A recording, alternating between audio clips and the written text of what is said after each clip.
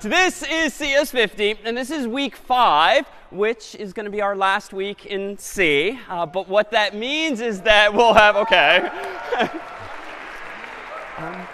but with this week, with last week, and really all of the weeks prior, have you been hopefully acquiring, if slowly and with some challenge, like some fundamental building blocks that are still going to underlie everything we continue doing in the semester, even as we transition to so-called higher level languages. Next week, indeed, we'll introduce Python, a very popular language that does not have pointers, does not have memory management at this very low level, but that's really just because someone else wrote the code that will do that for you, and it's going to make our lives easier because it means when you want to solve a problem conceptually up here to just get real work done or build something amazing, you don't have to really get into the same weeds as we have been deliberately this week and now last.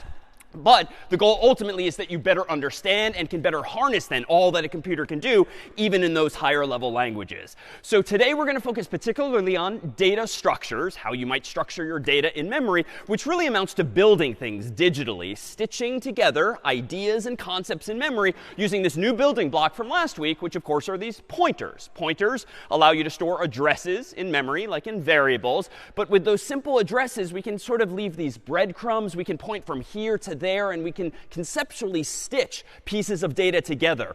But there's going to be different ways of doing that. And today we'll focus first on what's generally known as an abstract data type. And similar to a type in C more generally, it does actually have some properties in it, but the underlying implementation details of an abstract data type are ultimately up to you. That is to say, an abstract data type can represent one thing and can do something, but how you implement it allows you some discretion underneath the hood. So for instance, in the world of computer science, a queue is actually a technical term. This is a type of data structure that we could theoretically build in code in C or really any other language. But a queue has properties just like queues in the real world. For instance, if you've ever lined up for something to get food in a restaurant, or go into a store, or wait for the airport to clear you, well, you've lined up in a queue being some sort of line. But what's noteworthy about queues are specific properties. They are first in, first out data structures, either virtually or in the human world, which is to say the first person in the line should ideally be served first at the restaurant, or the first person in the line should get through airport security first. By contrast, if it weren't first in, first out, you can imagine how frustrated you would be if you have this sort of inherent unfairness. In fact, if you've ever been in line at a store, a supermarket, or the like, and all of a sudden they maybe open a new line, and now the person behind you gets to kind of cut ahead and go forward, that's because they've broken the concept of the queue. So it has this inherent potential for unfairness unless you maintain this first in, first out property. This would be true, too, for like a to-do list, just for productivity's sake. If you're in the habit on paper or virtually making a to-do list, ideally, you probably want to go through that list top to bottom so that you actually get the first stuff you thought of done first, rather than always focusing on your most recent thought. Now, within the world of queues, there's generally two operations, two functions, if you will, that any queue would have, either in the real world or in the virtual. Enqueue is usually the technical term to mean adding something to a queue, but specifically it means adding it to the end of the queue so that someone isn't cutting in line, for instance, to go up front. And then dequeue is just the opposite. When it's time for the first person in line to be served, the time for the first person in line to go through security, they are dequeued, so to speak. So a technical concept ultimately as it's implemented in code, but it's really just a real-world concept. And these are in contrast to another abstract data type that we might call a stack. And a stack, much like a stack of trays in the cafeteria, has sort of fundamentally different properties. You can still add and remove things from them, but consider what happens. Whenever they clean all of the trays in the cafeteria or the dining hall, they put one of the trays down here, and then the next one on top of it, and then the next one on top of it, and so forth. But of course, which tray do you presumably take as a user of that physical stack? The top one, presumably, right? Like you're not going to futz down here and try to pull one out. And so that would seem to have an opposite property. LIFO, last in, first out, is what characterizes something like a stack. And that just makes sense, certainly in the physical world, of stacking all of those cafeteria trays, because it just makes more sense to grab the most recently added one, the last added one, first. And at least in that context, the trays don't necessarily care what order they're used in. But even then, you could imagine that maybe there's some old, dirty, nasty tray at the very bottom that like never gets used because you're constantly replenishing the stack. So there might very well be side effects of these kinds of features.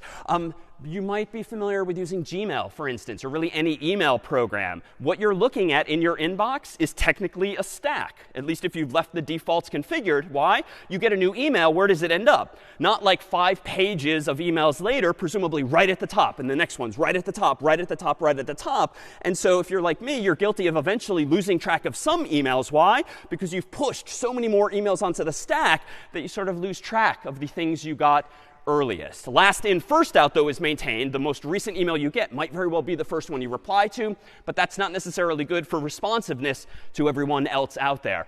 Similarly, if you store like all of your sweaters in a stack like this, like a pile of black ones below which is a red and then a blue, stack might be perfectly fine for keeping things organized. It's sort of the sane way to do it if you just have a shelf in your dorm room or home. But what's going to be a side effect of using a stack to store your sweaters if they're these in this way, as opposed to a queue? Yeah? It's harder to get the red and blue ones. So presumably, you're going to much more often wear, for instance, if you will, black instead there. Now, the operations for adding things to a stack are similar in spirit, but just different vocabulary. You push something on top of a stack. Even though it's more like in the tray world, you sort of place it or rest it. But pushing means adding something to the top of the stack, and popping means removing something also from the top of the stack. So it's not a matter of enqueuing at the end and dequeuing at the beginning. With a stack, everything's happening on top. You're pushing onto the top and then popping off of the top. Now, when it comes to actual code, how might we implement something like this? Well, let's just focus on really how you might implement the data structure itself, and we won't implement any functions. You might implement the notion of a stack like this. We've seen typedef before. It just means define a new type of my own. Struct means here comes a structure, aka a data structure of one or more variables within. And let's suppose, like last time we defined already like a person data type using a separate typedef, and every person has like a name and a number or whatever. Let me just stipulate that person exists already. So here you might have, to implement a stack, an array called people of some capacity. Maybe it's an array of size 10 or 100 or whatever. This is a constant here in this context, capacity. And every element in that array is a person structure. And I now have this too, size. Now this almost seems like a synonym for capacity, but maybe intuitively, anyone want to propose why I'm apparently maintaining separately the capacity of the stack, but also the size of the stack? Why these two distinctions here? Yeah. Capacity is how high the stack could be. Yeah.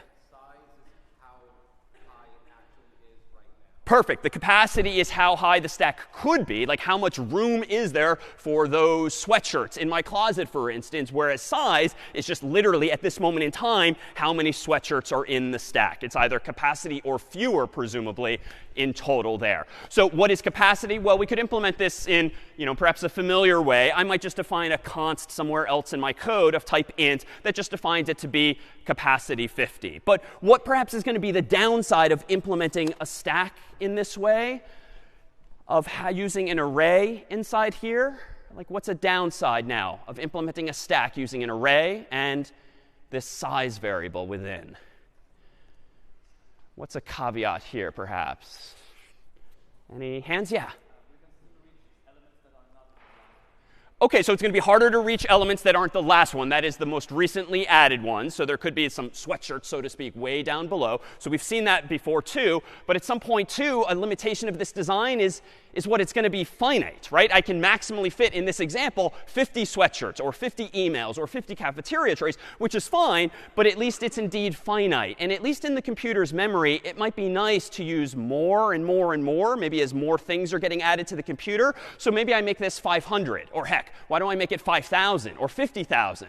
Well, what's the trade-off there? If I want to have enough room to grow, it seems like I should just crank up the value of capacity endlessly. But why might I not want to change the 50 to 500 or 5,000 or 50,000? What's the trade-off there, perhaps, just intuitively? Yeah? OK, you don't want to touch memory that you're not supposed to be touching. And in this case, that wouldn't be a risk per se unless you indeed overflow the stack. But there's a related issue in asking for that much memory. What would another downside be?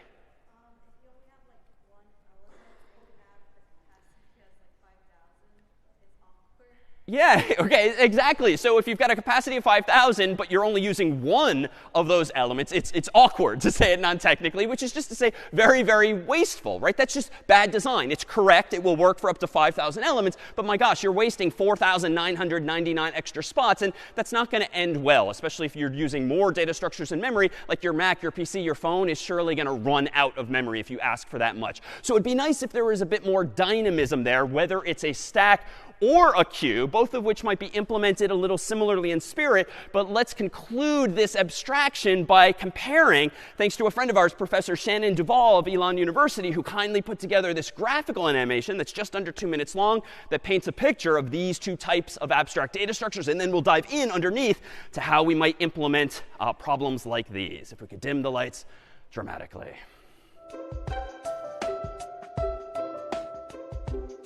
Once upon a time, there was a guy named Jack. When it came to making friends, Jack did not have the knack. So Jack went to talk to the most popular guy he knew. He went up to Lou and asked, "What do I do?" Lou saw that his friend was really distressed. "Well," Lou began, "just look how you're dressed. Don't you have any clothes with a different look?" "Yes," said Jack, "I sure do. Come to my house and I'll show them to you." So they went off to Jack's, and Jack showed Lou the box, where he kept all his shirts and his pants and his socks. Lou said, "I see you have all your clothes in a pile. Why don't you wear some others once in a while?" Jack said, "Well, when I remove clothes and socks, I wash them and put them away in the box. Then comes the next morning, and up I hop. I go to the box and get my clothes off the top." Lou quickly realized the problem with Jack. He kept clothes, CDs, and books in a stack. When he reached for something to read or to wear, he chose the top book or underwear. Then when he was done, he would put it right back. Back it would go on top of the stack. "I know the solution," said a triumphant Lou. "You need to learn to start using a queue." Lou took Jack's clothes and hung them in a closet, and when he had emptied the box, he just tossed it. Then he said, "Now, Jack, at the end of the day, put your clothes on the left when you put them away. Then tomorrow morning, when you see the sun shine, get your clothes from the right, from the end of the line." "Don't you see," said Lou, "it will be so nice. You'll wear everything once before you wear something twice." And with everything in queues in his closet and shelf, Jack started to feel quite sure of himself, all thanks to Lou and his wonderful queue. All right. So that paints a picture of these two abstract data structures. But if we really were to dive underneath the hood, we could implement them in a number of different ways. But we really, I think, need some building blocks via which we could solve problems like those. And we'll see today, too, some others as well. So let's rewind back to week 2, where we introduced you to your very first data structure. That is an array. And an array, recall, was just a chunk of memory whereby elements were stored by design back to back to back. It's an array of contiguous memory specifically. So with an array, we could certainly store not just one thing, but 2 or 3 or even more. And so, for instance, if we treat my computer's memory as this sort of abstraction here, and pictured here are 3 bytes or some multiplication thereof, suppose we're storing in the computer's memory an array of size 3, storing the digits 1, 2, and 3. Well, remember that if we zoom out per last week, there's other stuff going on in memory. So even if we want to add another number to this array that we didn't think of when we first started the program, like the number 4, ideally we would put it right here next to it. Otherwise, it's no longer an array. So by definition, if we're using an array, it's got to end up right there after the 3. But what else is going on inside of your computer's memory? Well, assuming your program is of any length and you've got other variables, other functions, you've been running it for a while, there's a lot going on and your memory is being used and reused. So for instance, somewhere in memory might be immediately adjacent to this, like hello, comma, world, \0, the null character, just because maybe you have another variable somewhere in there that is storing that particular string alongside your existing array of size 3. And all of these Oscar the Grouches here really just represent what we called last week garbage values. Like there's obviously bits there because they don't disappear. They're always going to be inside of the computer somehow implemented, but we don't really know or care what they are. They're the remnants of those bytes having been used for other older variables, previous function calls, or the like. But the problem clearly here is that, OK, 1, 2, 3 is there, but the h is here. And unless I want to start taking a byte out of my string by overriding the h with a 4, like we just can't fit it right there. And yet, even though there's Oscars all over the place, those are indeed garbage values. And therefore, we could use that space because it's technically unused. We just don't know or care what the values are. So where could I put 1, 2, 3, 4? Well, my gosh, like I have all this memory down here that's unused. I could certainly change those garbage values to be 1, 2, 3, 4. But to do that, I might need to do a bit of work here, right? It's not just a matter of just saying boom and it happens. Now with C and with code, I'd have to do this a little more methodically. So let me abstract away everything else that's a distraction. Let me assume that there is indeed at least 4 bytes available for 4 numbers just down here, though we could have put them in a bunch of different spots. What's involved now in moving the 1, 2, 3 to this new chunk of memory so we can add the 4? Well, I think conceptually we're going to have to copy the 1 from old to new, copy the 2 from old to new, copy the 3 from old to new, and then ultimately we can get rid of the old memory. Those 3 original bytes could now look like Oscar the Grouch and just be garbage values for all intents and purposes. But now I have room for a 4th byte wherein I can put the number 4. So this is nice, but what's a downside of this approach? What's a downside of solving the problem in this way, where the problem at hand is just to grow the array, so to speak, to increase its size, to fit 1 or more numbers? Seems pretty straightforward, but yeah.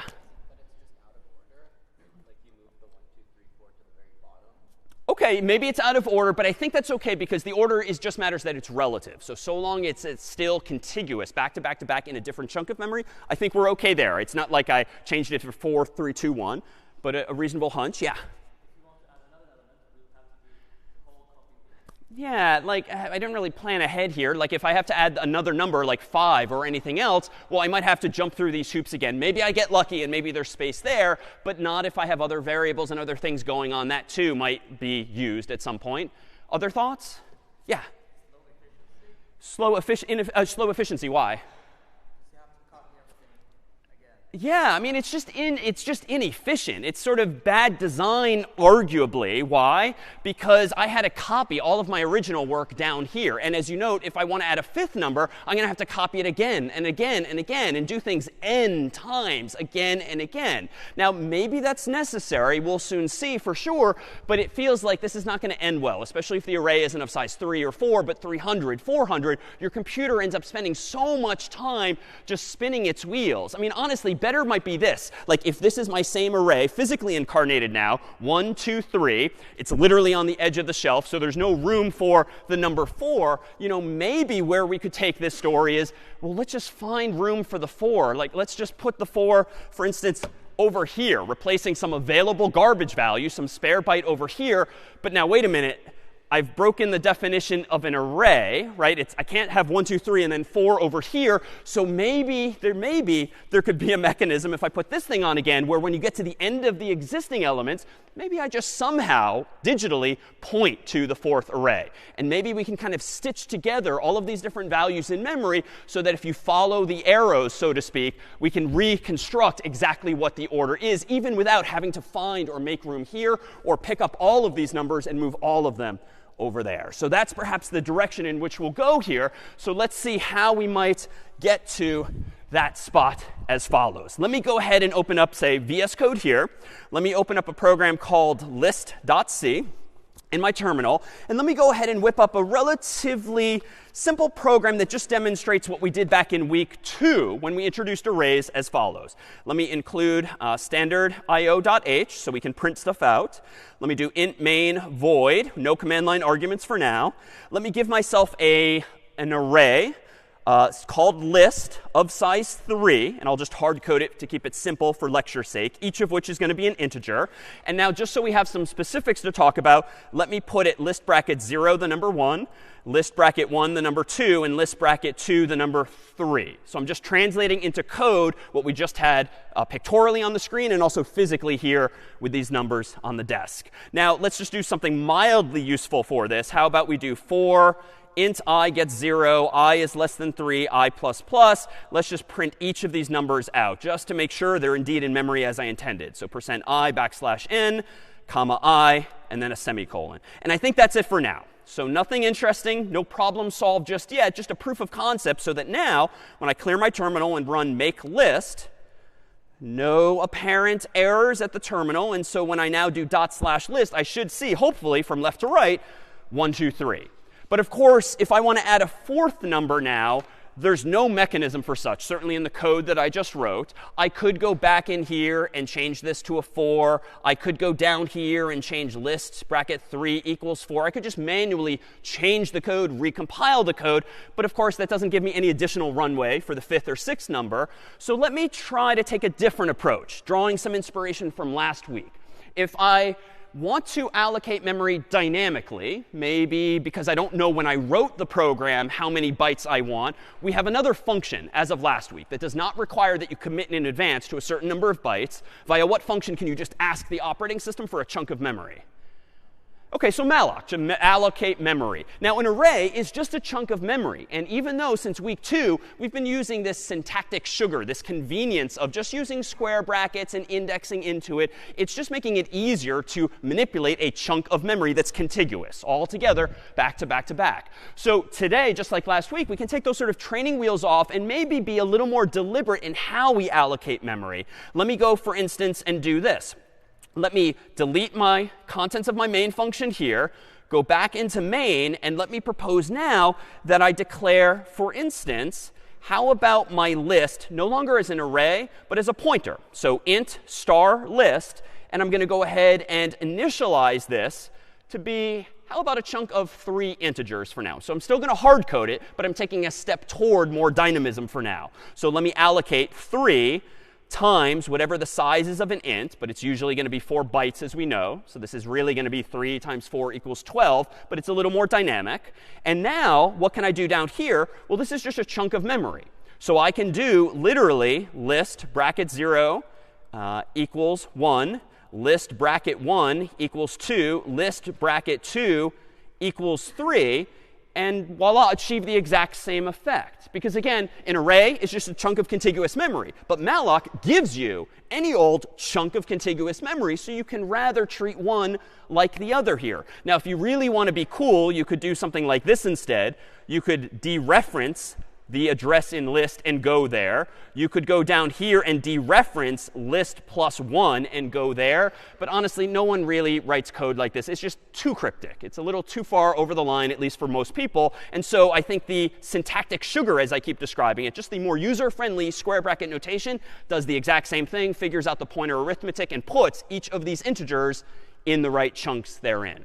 Now, just to be super pedantic, let me make sure if something went wrong. So if list equals null, that means that something went wrong, like my computer is out of memory, which we should check for typically. So let me just immediately return 1, signaling anything other than 0, which means success typically, just to get out of this program because something's wrong.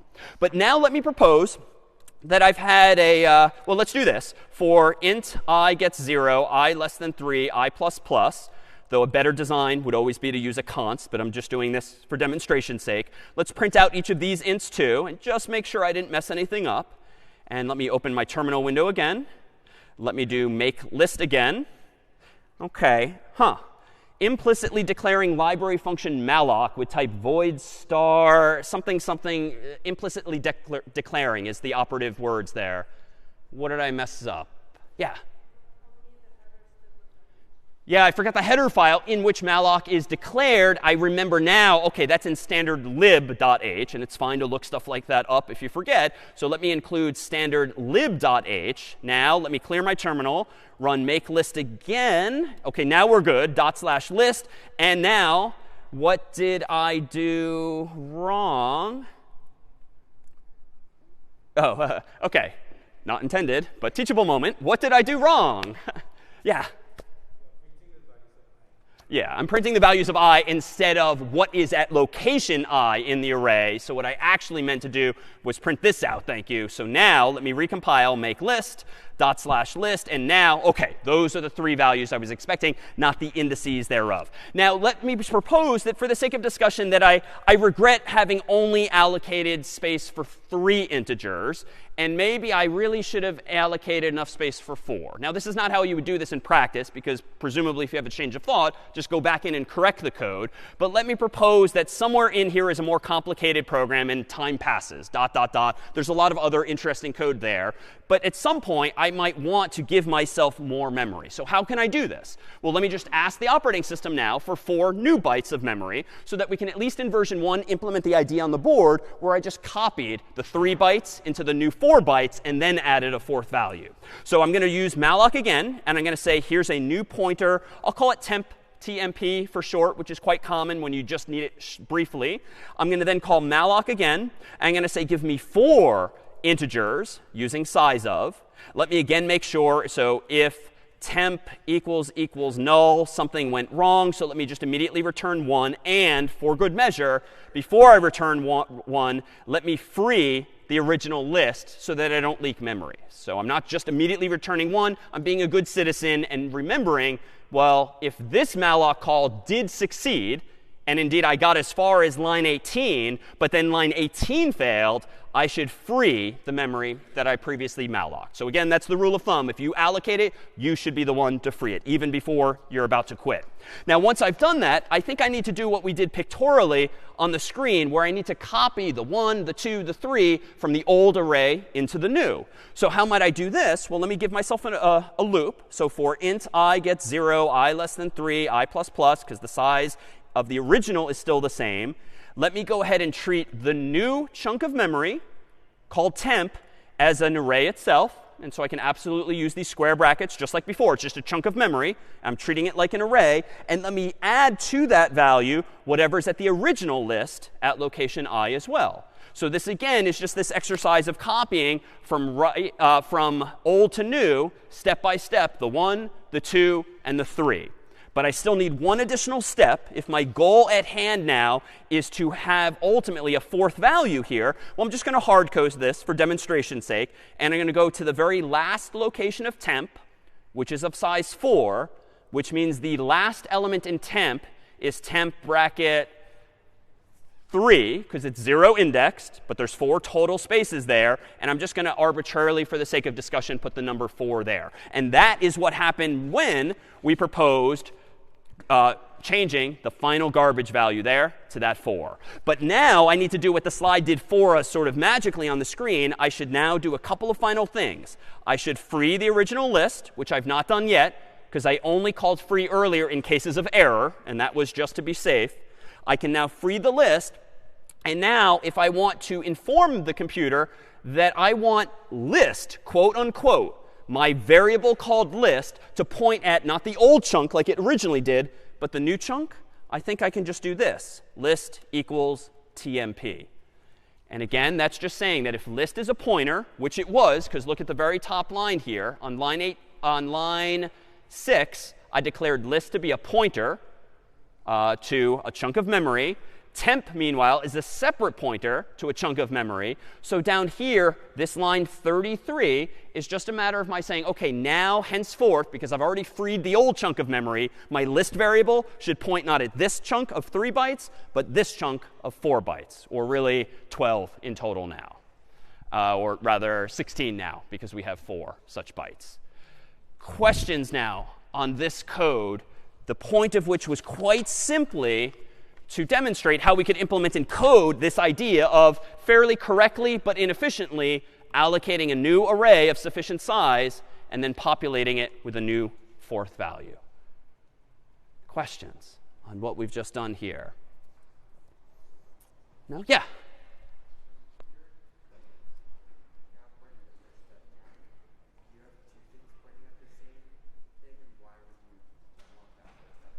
Good question. At this point in the story, with line 33, do I not have 2 different variables pointing at the same chunk of memory? Short answer, yes. But here's where the semantics are perhaps compelling. List is the variable that I intend to use longer term and keep around in memory. And again, assume that there's even more code going on here that we just didn't write yet. So it's useful to have that variable. Temp was just kind of a necessary evil, because up here, it would not have been correct to do this. It would not have been correct to say list on line 18 equals the new chunk of memory, because this would have represented a memory leak. If I prematurely change temp to point not at the old chunk but the new chunk, at that point, no one's pointing at the old chunk, and so I've lost those 3 bytes. Valgrind, for instance, would yell at you for having lost as many bytes in memory. So in this case here, I do leave this as temp. Yes, it's duplicative at this point, but it's not a huge deal if it was just meant semantically to be a temporary value. But down here, at the risk of one more line of code, I still want to be a good citizen, free list, and maybe just for good measure, return 0 explicitly. But notice, it's not doing it twice per se. On line 31, what am I freeing? The original address of list, the 3 integer version. Then I change what list points at. So it's pointing at a completely different chunk of memory, this one of size 4. So eventually, when I'm all done using this memory for this demonstration, I still need to free list. But at this point in the story, line 40, it's pointing at the new chunk of memory, which I similarly need to hand back to the operating system by free. Yeah? When would temp equal null? So let me scroll back up slightly. This is being a good citizen and a good programmer. Whenever it comes to using malloc, malloc can return null if the computer's out of memory. So this is maybe a much bigger program. You've got other things going on in it. And so you just don't have enough memory available to be handed. Malloc needs to signal to you that there's some error. And so it will, by convention, per the documentation, per the manual pages, return null. So this is just me being a good citizen. Otherwise, here's another error that might cause your program to crash with a segmentation fault. If you get back null, but you assume that it's good memory, going to address 0, aka null, will crash your program intentionally. Yeah?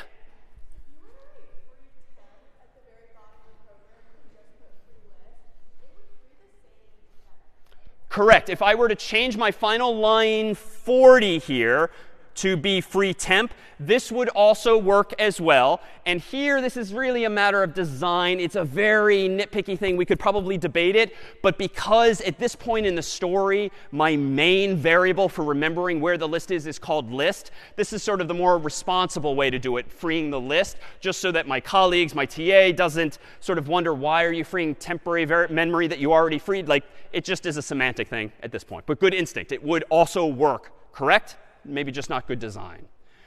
All right, so it turns out that this gets annoying quickly, as it did in the picture of doing all of this duplication. And even though technically it's necessary to copy those values if you need a newer, bigger chunk of memory, there is at least a function in C that simplifies a lot of this for us. And in fact, let me go ahead and do this. Instead of using malloc this second time on line 18, in addition to the first time I used it on line 6, I'm actually going to try and introduce another function called realloc. which, as the name suggests, tries to reallocate memory for you. And it works a little differently from malloc. Realloc expects two arguments. The first one is, what is the chunk of memory that you want to try to grow or shrink? That is, reallocate to be a different size. And then you specify what size you would want. And indeed, in this case, I want 4 times size of int. And that will now give me, hopefully, a new address of a chunk of memory that's big enough to fit all 4 numbers. But what's wonderful about realloc is that it will handle all of the copying for me. So in fact, I'm going to go down here. I'm going to get rid of all of this extra for loop. And what I'm simply going to do instead is this. Once I can trust, after lines 18 through 23, that realloc worked and it didn't return null because I'm out of memory, I can just say, OK, just immediately remember that the new list points at this new chunk of memory instead. And then I can still now do this line, but I can tweak the semantics here and just say list bracket 3, the new final location in the new list is 4. I don't need to free this here. I don't need to do this. All I need now at the bottom is the final for loop to just print out these values. So in short, even though that was somewhat quick, using realloc just moves the entire copying process that I implemented myself a moment ago using a for loop. It just moves it to realloc and lets it deal with the copying for me. It's no more efficient, but at least means I'm writing less code, which is more pleasant. And hopefully the people who wrote malloc or realloc are smarter than me, and they just will introduce bugs with lower probability too. All right, that was a lot. Any questions? Good question. Why do you still need to make list equal temp as I did on line 24? So ideally, I would do this. Ideally, I would just change this line 18 to be list. That is to say, or actually, even better, ideally, I would just say realloc this list to be of this new size. But again, things can go wrong when allocating memory. You need to check a return value to see if it was successful or not. And so we need to use a return value. OK, so let's not introduce temp. Let's just use list. But here's where a memory leak might happen. In the off chance realloc fails and doesn't have enough memory for your 4 bytes, therefore, it returns by definition null. You can't overwrite the original value of list with null to then check it. Why? Because now who remembers where the original 3 bytes were? If you prematurely change the value of list, you've lost. You've leaked memory in that sense. And so that's why, let me undo this change, I declare a temporary pointer for the sole purpose of making sure I can check the return value. And then once it's good, now I'll update the value of list. So it's sort of doing a switcheroo by making sure first that you have a new value to swap with the old. Other questions on this code? Yeah?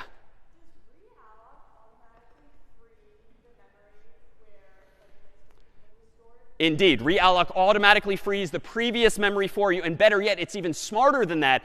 If you get lucky and there happens to be space right after your existing chunk of memory, so 1, 2, 3 garbage value, instead of 1, 2, 3 hello world, realloc won't even bother copying things from old to new. It will just say, OK, I'm going to now reserve for you more bytes than you originally asked for, so it doesn't have to waste time doing that copying. And so in that sense, this version is now not only still correct, it's even better designed because we're not wasting time with that for loop. We might have to resort to it if there is, in fact, hello world or something else in the way, but hopefully we'll get lucky and save those steps.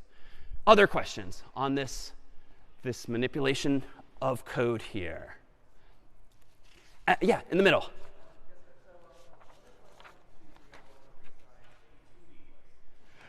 What if you want to resize a 2-dimensional array? So very similar in spirit, whereby you can use the same trickery. Let me wave my hand at that for now, just because I think that's going to sort of significantly increase the complexity, but very same primitives. Ultimately, a 2-dimensional array is essentially just a doubly long or quadratically longer list of memory that, using square bracket notation, is doing some of that mental math for you. But it's fundamentally no different of what's going on underneath the hood.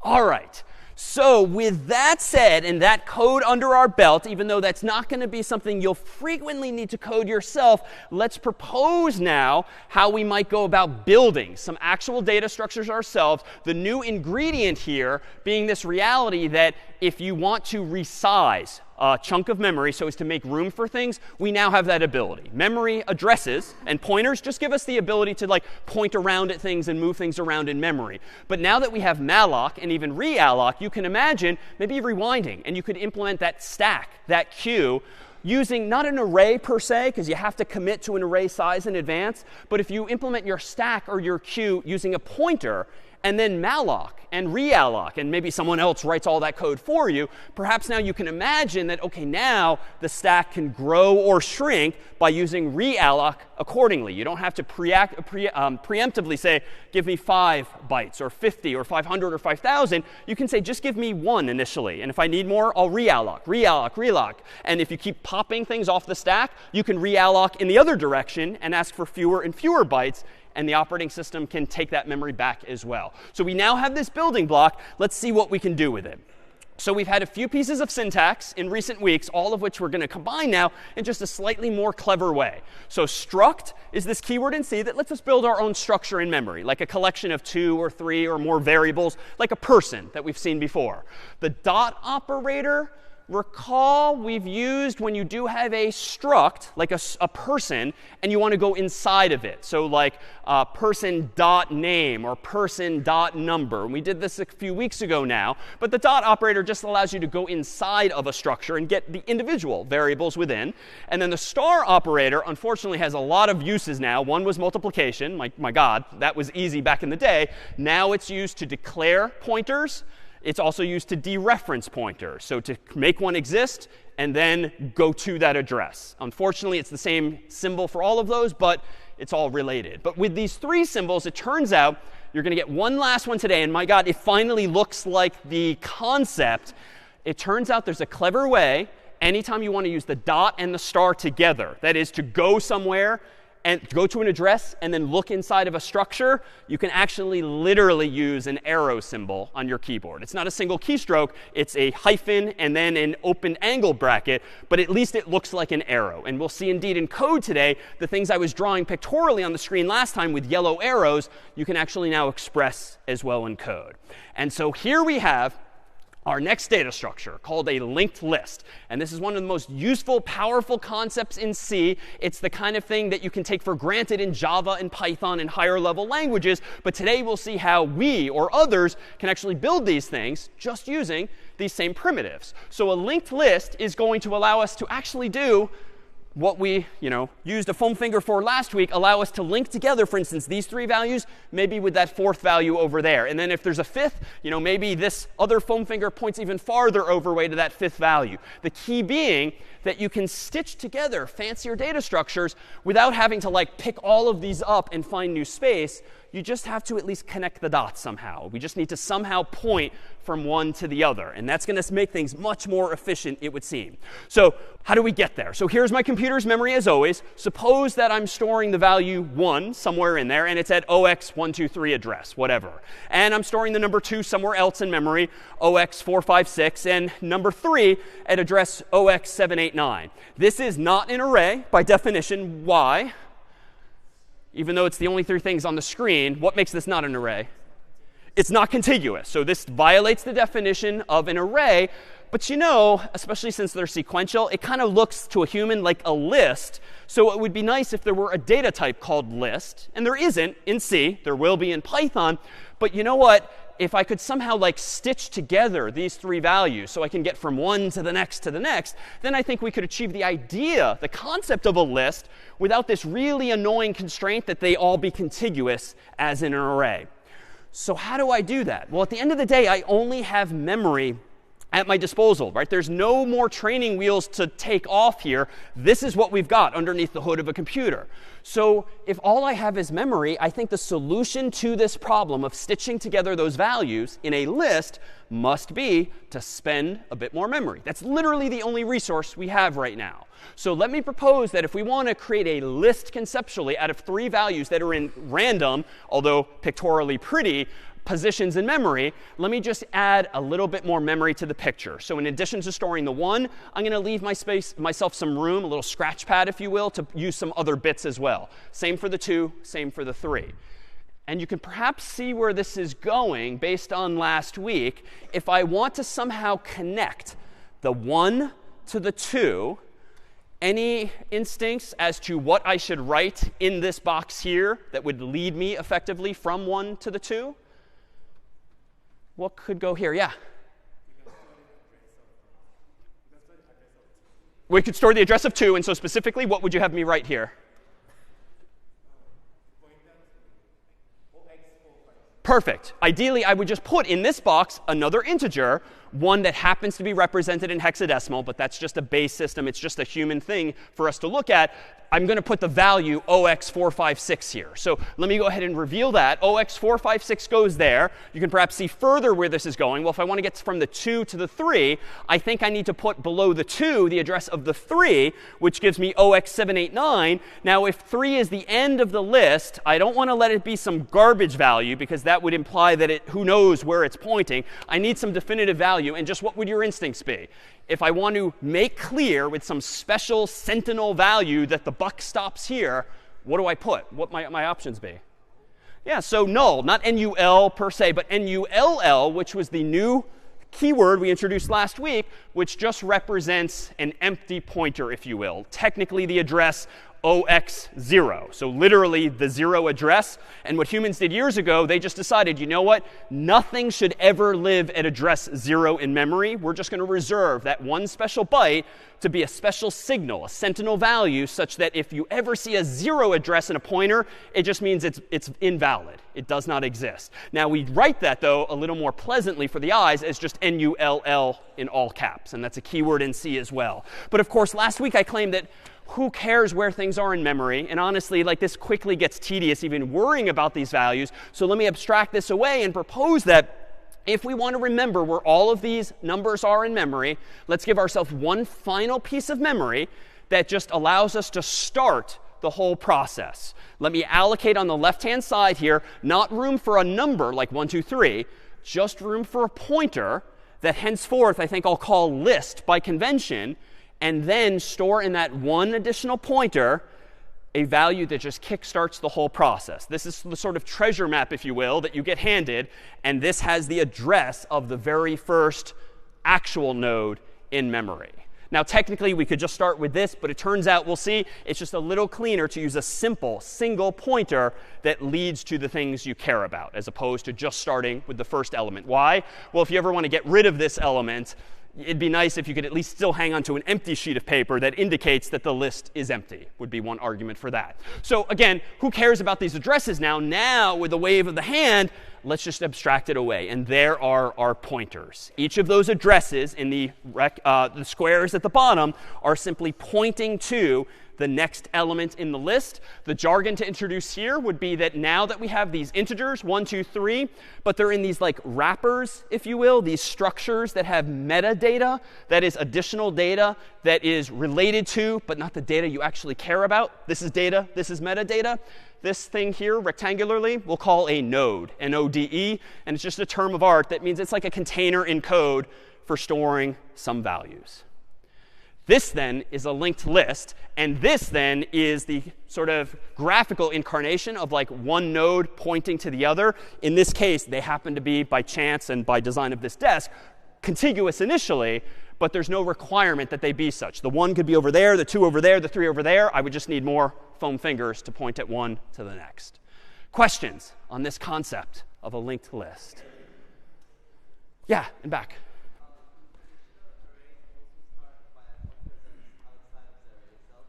Can you say that again?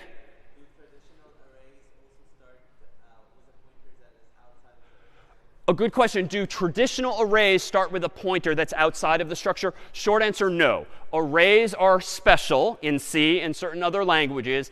And the name of an array is technically a symbol, if you will, that the program knows maps to a specific location in memory. It's just a label, a synonym for a memory address, it does not take up space. So to be clear, the name of an array does not take up space like that extra square on the left, but you do need that extra square on the left when implementing a linked list so that you can determine if the list is of size 0, there's nothing being pointed at, or size 3 in this case. We're sort of taking on more responsibility ourselves. Yeah?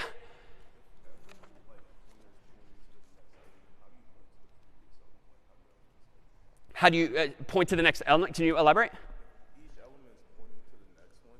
How does 3 per se like point to like the first or the next? Good question. If each of these elements is pointing to the next, how does 3 point to the others? Short answer, it doesn't. At least in this design, we have more technically what's called a singly linked list. And as the arrows imply, it only goes in one direction. So if you somehow find in code, maybe a for loop, maybe a while loop, somehow you're sort of in code over here, you have no way in code to go backwards unless we change this to a doubly linked list where I add another box that lets me have arrows in both directions. Or maybe I just kind of make it circular and I connect the 3 back to the 1, which you can totally do, but that tends to make life harder because now you have to figure out when you're stuck in a loop in your data structure, but it's doable as well. But as is, it's a dead end by design. Other questions on this design here? All right, well, how might we implement this structure in code? Well, let me just connect the dots to something like we've seen before here. Like this is how, a couple of weeks ago, we introduced the notion of a person, and we claimed a person might have a name and a number. Last week, of course, we took off some of these training wheels, and a string is really technically a char star in both cases, but really there's no conceptual difference beyond that. But let's use this same paradigm to implement a node as I described it in that picture. So let me get rid of the name and the number, because that's related only to a person. And let me rename this structure, for discussion's sake, to node. That then invites the question, well, what needs to go inside of a node?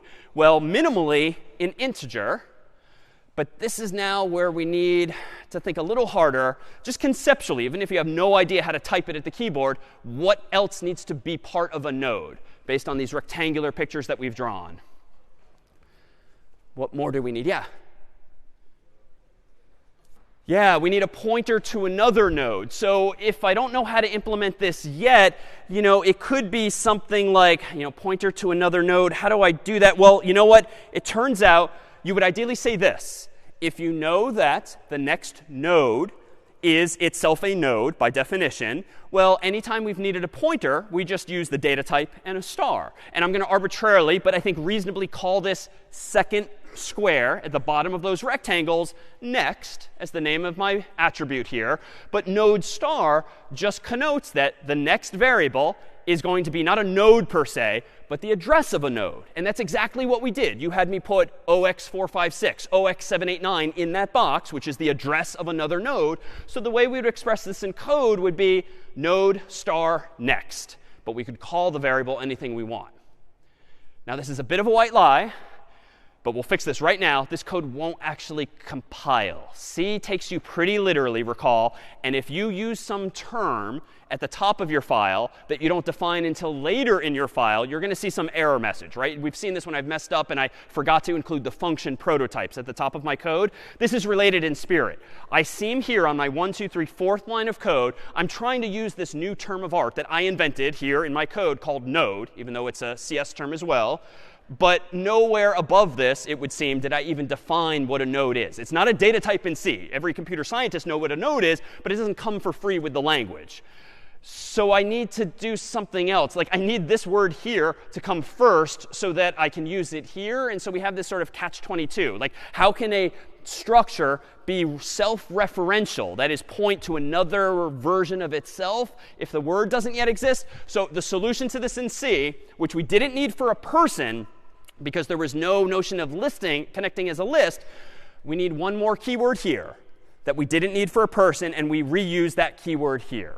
So kind of an annoying detail, but if we preemptively call this whole thing struct node, you can now refer to the thing on the inside as a struct node star, but then you can shorten the name of the whole thing from struct node to just node. sort of an annoying sequence of steps, but in short, anytime you're building a node, a linked list in memory, this is just the paradigm. You use typedef, struct, the name of the thing you want to define, like node. You use that name on the inside if you want to point from one to another, and then you can shorten it down here to just be called node. Questions then on this code here? Questions on what we just did? Well, if I rewind just a moment to that final picture, what would be the upside, to be clear, of having jumped through these hoops and added this complexity, if you will? What problem did we just solve by linking together these three values, to be clear? Yeah? Making lists that are not contiguous, if you will. So making lists that are not contiguous in memory, the upside of which is that if I want to add the number 4 to this list, it looks like I could choose from any chunks of available memory on the screen. I just need to sort of point from the end of the current list to wherever that other one is in memory. What I don't need to do, to be clear, is copy the 1, the 2, or the 3. Everything can just stay put, which means time-wise, I can do this much more quickly, it would seem, without copying things again and again, and even without using realloc to let it do all of the copying potentially for me. All right, but as we'll start seeing even more in the coming weeks, every time we benefit and solve some problem, we pay a price. There's a trade-off. What is a downside, as you might perceive now, of using a linked list instead of an array? Yeah? Yeah, I mean, we use twice as much memory because now, in addition to storing the integers 1, 2, 3, I also need to store a pointer for each of those. And honestly, even this picture is a bit of simplification. Technically, in most systems today, each int would be 4 bytes. Technically today, most pointers, though, would be 8 bytes. I just didn't want to draw this weird shape on the board where the bottom square is even bigger than the top square. But technically, we're using even more than twice as much space for these pointers. So there's that trade-off. Now, thankfully, decades after C was invented, memory is generally much cheaper nowadays. And so it's OK to sort of spend more of it if you need to. And it depends on what you want to optimize for. But that's absolutely here a downside. What's another downside of having transitioned to a linked list? You can't index into it. Now, I haven't even tried in code, but when you have a linked list, you can no longer use square bracket notation. Because why? Well, square bracket notation just assumes the contiguousness of memory. Location 0 is here. Location 1 is literally 1 to the right. Location 2 is literally 1 to the right, 1 to the right. These things, even though I've drawn it from right to left to just keep things pretty, there are gaps here. And this is just my interpretation of this. These gaps could be big. They could be narrow. They could be down here, up here. They could be anywhere so long as we're linking things together in this list.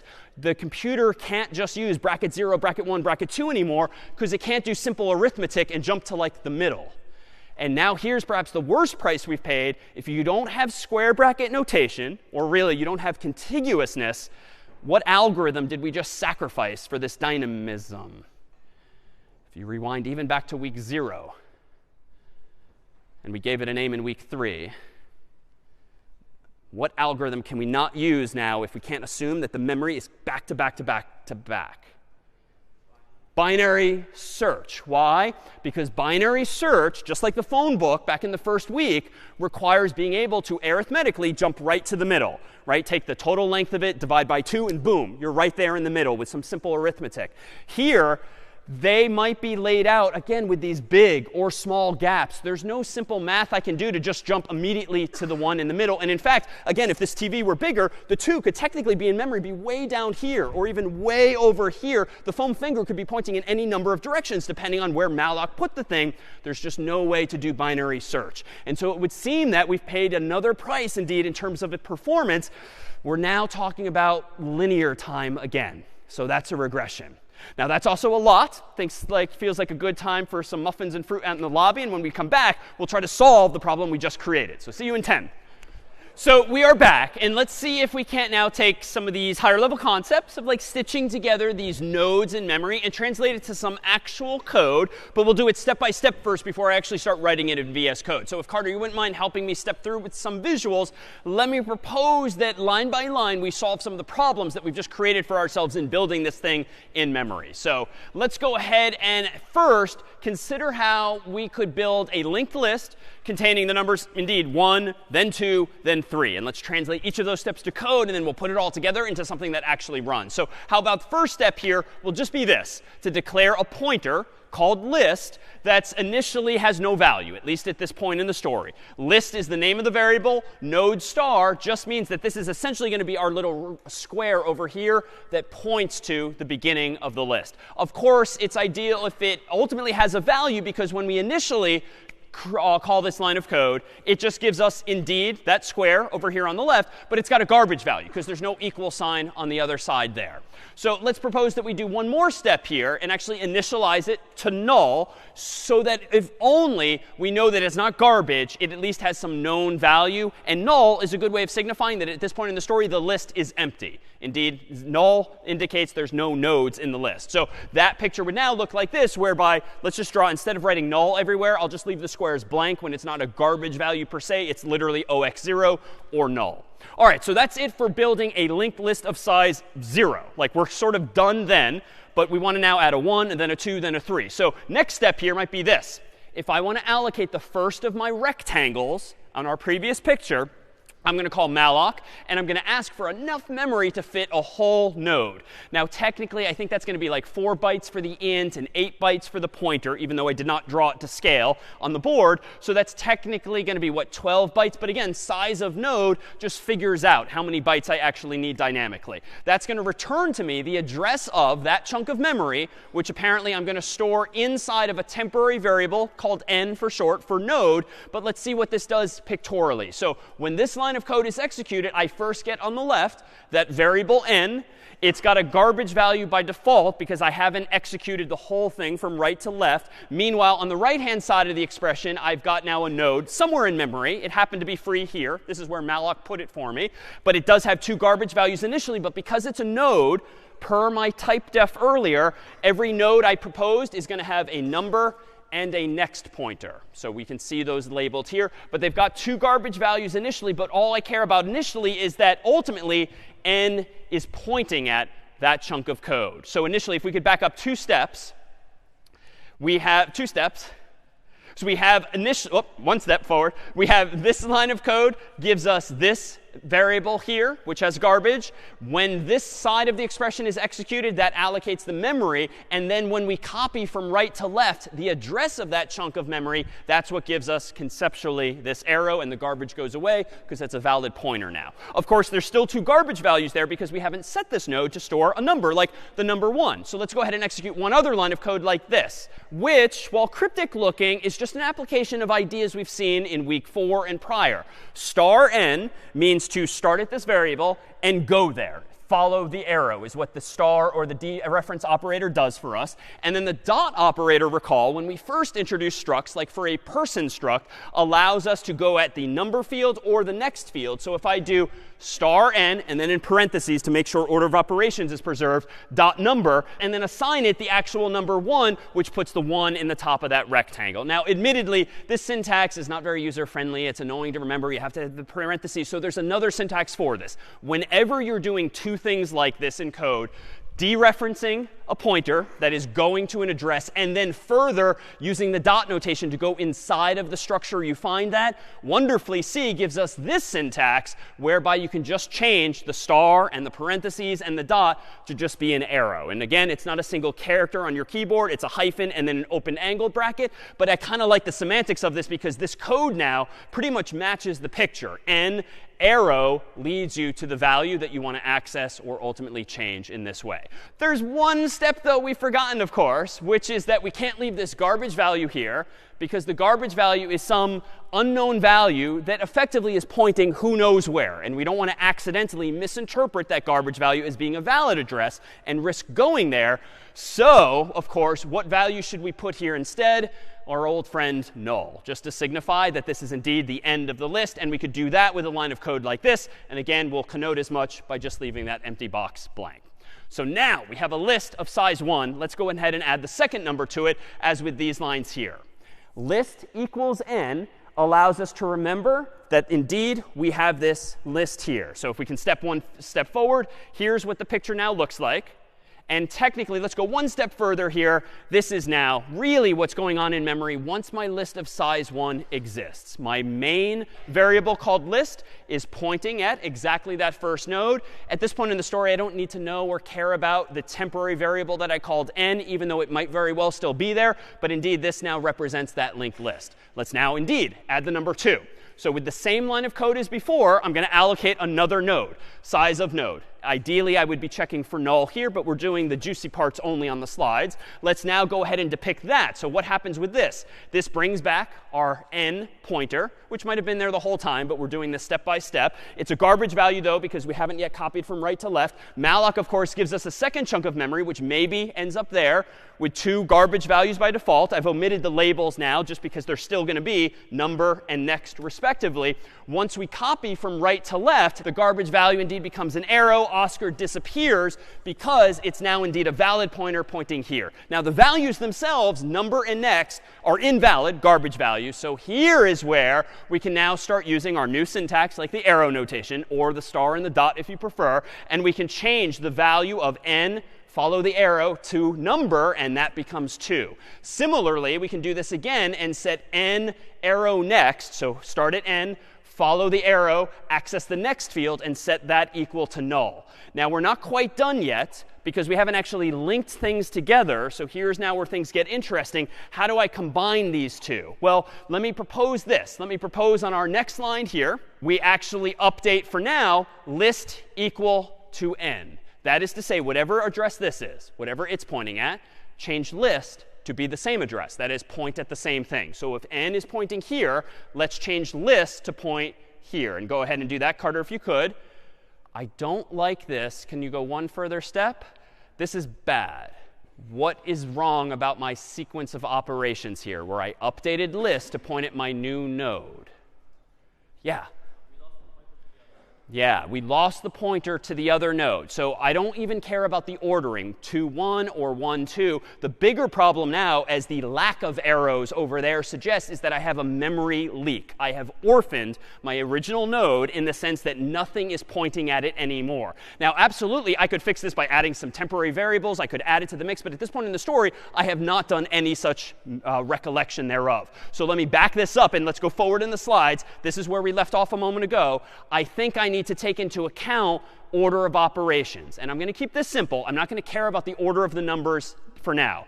I'm fine with a list that is 2 and then 1. So with that said, let me go ahead and update, I think, this box here to point at my original node. So let's see how we can do this in code. OK, n arrow next. So n arrow next should equal the current list. And this is a little weird again, but recall what list is. List is this pointer here that just contains the address of the original address of the list. Or, equivalently, it contains this arrow, whatever it's pointing at. So what this means in this line of code, n bracket next means start at n, follow the arrow, access the next pointer, and set it equal to whatever list equals. So if list is pointing here, then next should point there as well. This, I think, is safe because now we have redundancy. Now we've got 2 pointers pointing at the original list. And now I think we can do another step whereby we update list to equal n. Same line of code before that got us into trouble, but I'm doing it second now instead of first. When I execute list equals n, this now sets list equal to the same thing that n equals. And so now I have successfully inserted my new node containing 2 into the list. And in fact, if we advance one more, we can just clear up the clutter, assume that the temporary variable is gone from the story. Now we have a linked list where, admittedly, ordering is wrong. It's 2, 1 instead of 1, 2. But at least it's linked correctly. And I didn't orphan or leak any memory. Questions on this sequence of steps here? Yeah, and back. So currently this would fall under like the stacking type, right? Because every time we add something, it's like Yeah, spot on. So this would fall under that category of a stack, if you will, although I've not called it that by name because I just pushed the number 2 onto this data structure, if you will. And indeed, it ended up at the beginning of the list instead of the end. And so here's where we see a distinction between an abstract data structure, which is where we began. A stack is a thing like the pile of sweaters that just has push and pop properties and LIFO access, last in, first out. How do you implement something like that in memory? Well, it would seem that you could implement the notion of a stack here, not for sweaters, but for numbers, using a linked list, so long as you implement insertion, aka pushing, by prepending new values to the list, by prepending again and again. And if, Carter, you don't mind hitting the keyboard one more time, if I wanted to add the number 3 now, you could imagine prepending it to the list. Why?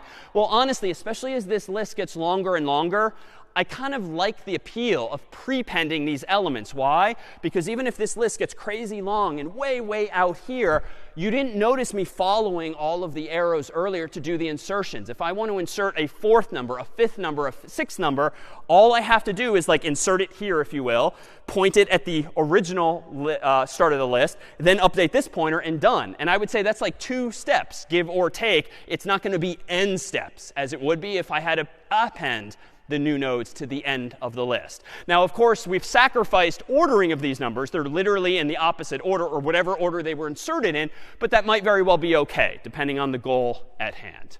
All right, thank you to Carter for stepping through this. What if now we wanted to translate this? Oh, sure, thank you.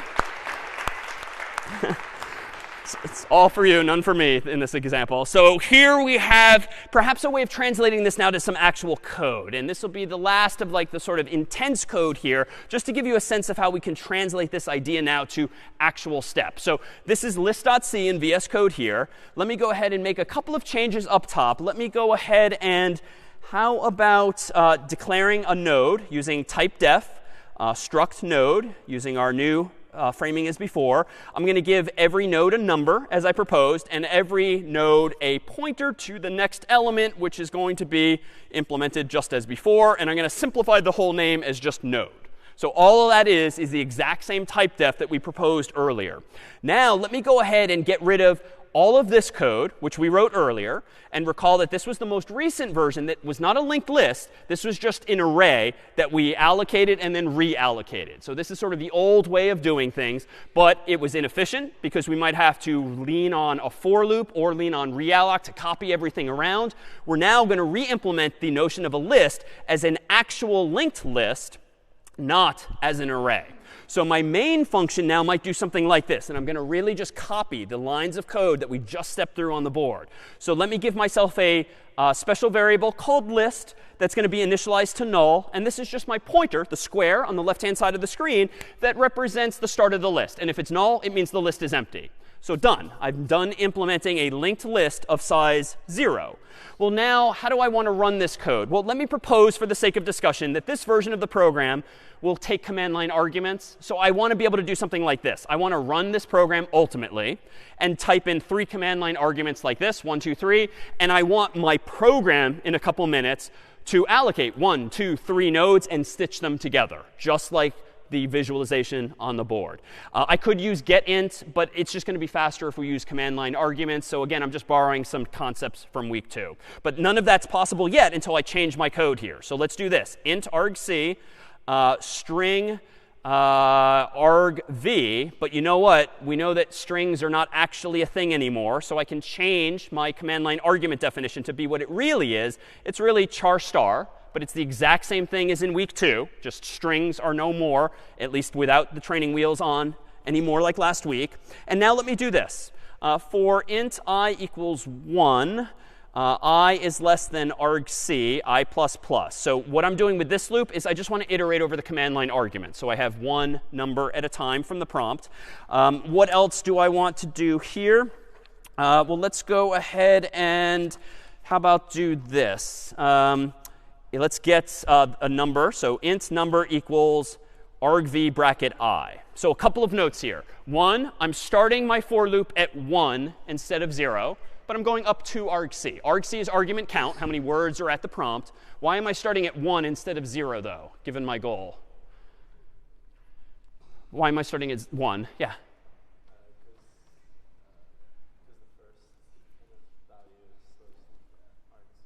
Yeah, so the first value in argv is actually the name of the program. That's obviously not a number, so I want the second value. So I'm going to start iterating over those command line arguments at I equals 1. So that's all. I just want to get the actual numbers at the prompt. Unfortunately, argv bracket I is a string, aka char star. That is not an int. So this line of code won't work. But can anyone think back to like week 2 where we had a function for converting strings to integers? Anyone? Yeah, so a to I is a function that converts ASCII to an integer, assuming what you give it as an argument looks like a number, like 1 or 2 or 3. So let me fix this. Let me actually do the conversion. If I were really being careful, I would error check this, make sure that there's no digits, just like you might have in problem set 2. But for today's purposes, I'm just going to assume the honor system that the user, me, is going to run the program correctly. All right, so now that I have a variable containing the number from the command line, let's just allocate a node for it. So let me do node star n, just like we did in the visualization, and let's malloc enough space for the size of one such node here. I now need to just be super safe. So if n equals null, like if I'm out of memory, you know what? Let me go ahead and just immediately return 1 here. Otherwise, if that's not the case, let me go ahead and update the number field of this new node, which at line 24 does exist because it did not return null. So I did not exit early with return. And let me just store whatever number the human typed in first. So the return value of a to I, which per line 17 is in my variable called number. And then let me go ahead and just prepend this to the list. Let me go ahead and say that this next field first has a known value null, just so that we get rid of that second garbage value. And let me go ahead and now prepend it to the list. So if I want to prepend it, that means this new node must have a next field that points to the current beginning of the list. And again, the goal here is to prepend. So whatever the current list is, let's change it so that this new node points to that existing list. And now, step 2, as before, was to update the actual list to point at this node. So recall in red on the screen before, I screwed up originally, and I only did this line by moving the pointer too early, if you will. But I fixed that once Carter helped me rewind, and we got rid of the red line, which indicated error. And I just do n arrow next to change the next field of this new node to point to the existing list. So I'm not orphaning anything. All right, at this point in the story, I think my code is correct. Not batting very well, though, today. But I think my code is correct. But the program doesn't do anything interesting. So it would be nice to kind of now iterate over this linked list in memory, whatever its order is, and print things out. Well, how do we do that? Well, it turns out if you want to iterate over a linked list, the general paradigm is to do something like this. To define a temporary variable, I could call it temp, but another convention that you might as well see is called pointer, PTR, for short. But you can call it anything you want. And you can have a temporary variable first point at the first node in the list. And then in some kind of loop, like a while loop, you point it at the second node in the list. And then you keep iterating. You point it at the last node in the list. And then eventually you iterate too far, effectively pointing at null, at which point your while loop can presumably terminate. So how do I implement that idea of allocating a temporary pointer that just points at each node in the list and lets me print out, ultimately, each of those numbers? Well, let's go back to my code here. And let me do this. Let me go ahead and declare this temporary pointer, which is going to be a node star also. Why? Because it's the address of a node, the first, the second, the third. And I'm going to set that equal to whatever the beginning of the list is. So that is going to be equivalent to this version of the picture here, where pointer is just temporarily pointing at the first node in the list. It's not pointing at list per se. It's pointing at the first node in the list, which list is also pointing at itself. All right, once I've done this, I think I can translate this to code that's a little new, but it's conceptually familiar perhaps now, while that pointer does not equal null. So while I have a valid pointer, like my finger or that arrow is pointing at an actual node in memory, well, let me go ahead and print it out. So let me print out with %i\n whatever is in the current node at the number field within. And again, this is going to have the effect, hopefully, of first printing the 3. And I think I just need to now update the pointer so that on the next iteration, it's pointing at the next value. So if this is where the story is, how do I update pointer to point at the second element of the list? Well, I want pointer to point at the 2, and I want pointer to eventually point at the 3. Well, how do I do that? Well, the way in code I can follow these arrows is as follows. If I currently have pointer pointing at this node, but I want to point it at the next node, I can borrow this pointer here. So whatever this address is in the first node, aka the next field, I can copy that into pointer, because then pointer will point at whatever this is pointing at by just setting one equal to the other. So once I've done that, the picture will become this.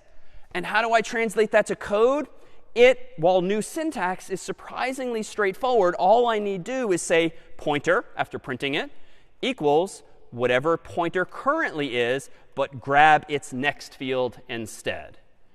And this is a very common paradigm. When iterating over a linked list, and you're using some temporary variable like pointer, you can simply set pointer equal to pointer next. And what that means here is as follows.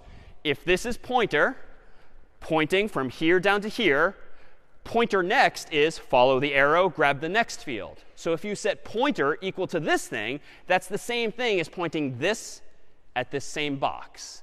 And indeed, if I advance to the next slide, even though the arrows are technically pointing at different parts of the rectangles, that's just for graphics' sake, pointer is now pointing at the second node. And when I do this again on my next iteration, it points at this. And then this last step, notice, when I keep doing pointer equals pointer next, this will become eventually this value. But what's this value in this linked list?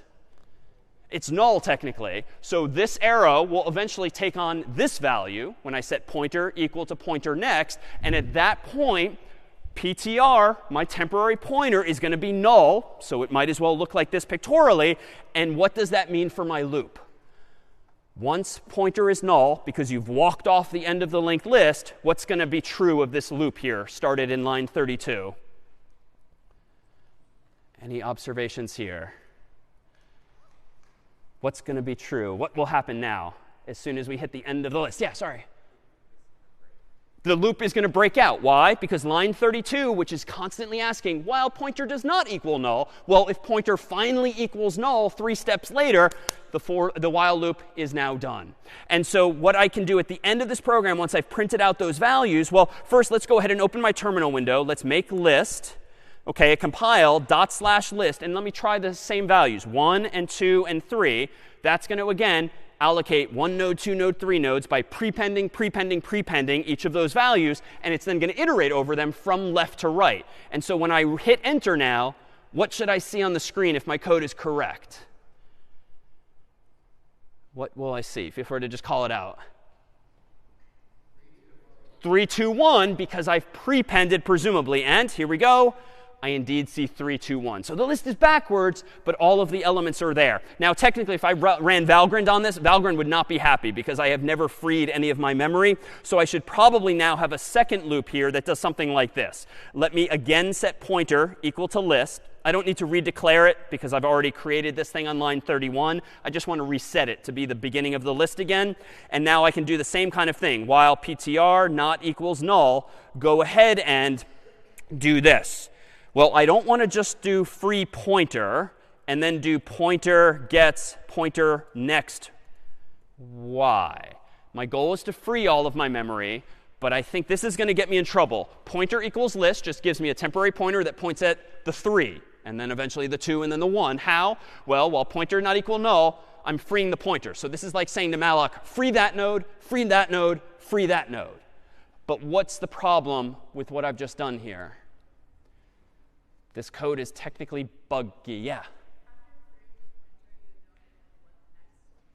Exactly. After you call free on pointer, you are, by social contract with C, not allowed to touch pointer anymore. It is invalid. Now, it's still going to be a number. It's still going to be a pattern of bits, but it's invalid. And you'll very often get a segmentation fault if you tempt fate in that way. So I can't free the pointer and then use it literally the next line. The solution here, kind of like our swapping of the liquids last time, was to maybe just have a temporary variable. So I can do a switcheroo. And so a common way to solve this problem to get the order of operations right would be to do something like this. Give yourself a temporary pointer like node star next. Set it equal to the place you want to go next. So one step ahead.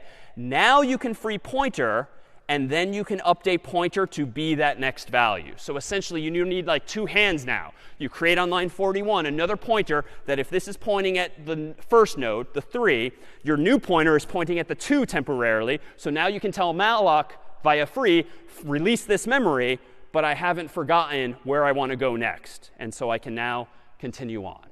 So a common paradigm for just iterating over these nodes and then freeing them. A couple of observations. Strictly speaking, I could have consolidated this. I don't need 2 loops to print the nodes and then free the nodes. I could do that all at once, but let's assume that there's other stuff of interest in my program, and I don't want to just immediately free it. There's one other bug that I should probably address here. There is still a potential memory leak up here, and this one is super subtle, though Valgrind would help you find it. Notice that in this loop here, when I'm calling malloc, this line of code is fine if the first line of malloc fails and returns null, because I immediately return and I'm done.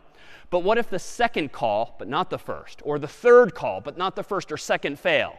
This line of code has me returning immediately. You really need to do some garbage collection, so to speak, whereby you really need to go in and free any nodes that you did allocate successfully earlier. Honestly, that's going to be a pain in the neck. We won't do that here. But probably what I'd want to do is write a function called freeList or something like that, and call that function to free any nodes I had previously created. So it's not quite at the finish line, but the building blocks are indeed here. Questions on this code? And I think it's safe for me to promise that it won't escalate further from that. Questions on this? No?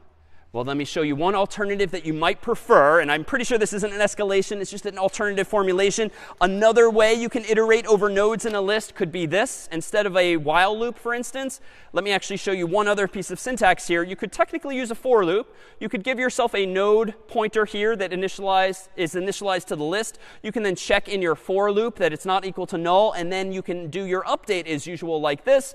Either of these are equivalent, even though this one I suspect looks scarier. It's doing the exact same thing in one line instead of 2, but there's no reason we can't use for loops instead of while loops to achieve the same idea. But I'll leave these two as demonstrations of one approach or the other. But that's just like in week 1, for loops, while loops, whatever looks simpler to you, even though admittedly neither of these probably looks super clean. All right, so let's take things back to things more conceptual here. Up until now, we've been inserting elements into this linked list by prepending them. Let's consider what the running time then is of these operations. So if I've got a linked list of size 3 or size n more generally, time has passed and I've added a lot of things to it, what's going to be the running time, for instance, of searching a linked list for some value? And I'll tell you already, it's not log n, because again, binary search is off the table as per before break. So what might the running time be of searching a linked list for some value, like 2 or 3 or 1 or 50? What might the running time be? Oh, O of, I heard it over here, O of n, and y. Who was that? Oh, in the middle here? Why O of n?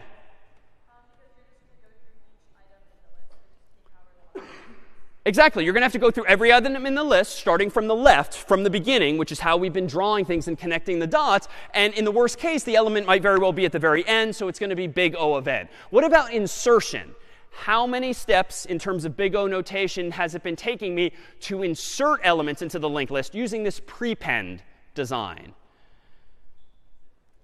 Yeah, so it's technically constant time, big O of 1. And again, 1 is just representative of any constant. It could technically be 2 steps or 3 steps or even 10 steps or 100 steps. But if it's always finite and fixed, then indeed you can say it's in big O of 1. Now, why is that? Well, again, no matter how long this list gets, so long as there's memory available for me, I can just kind of create a little splice at the beginning of the list to put in the new node, update the original list, and I'm on my way. And it keeps getting longer, even though it might not be spread out in memory. So big O of 1 is possible with these linked lists if I indeed prepend things. Of course, if I prepend things, everything's going to get out of order, potentially. And we're going to have maybe the stack property instead of a queue property. So we might want to do things slightly differently.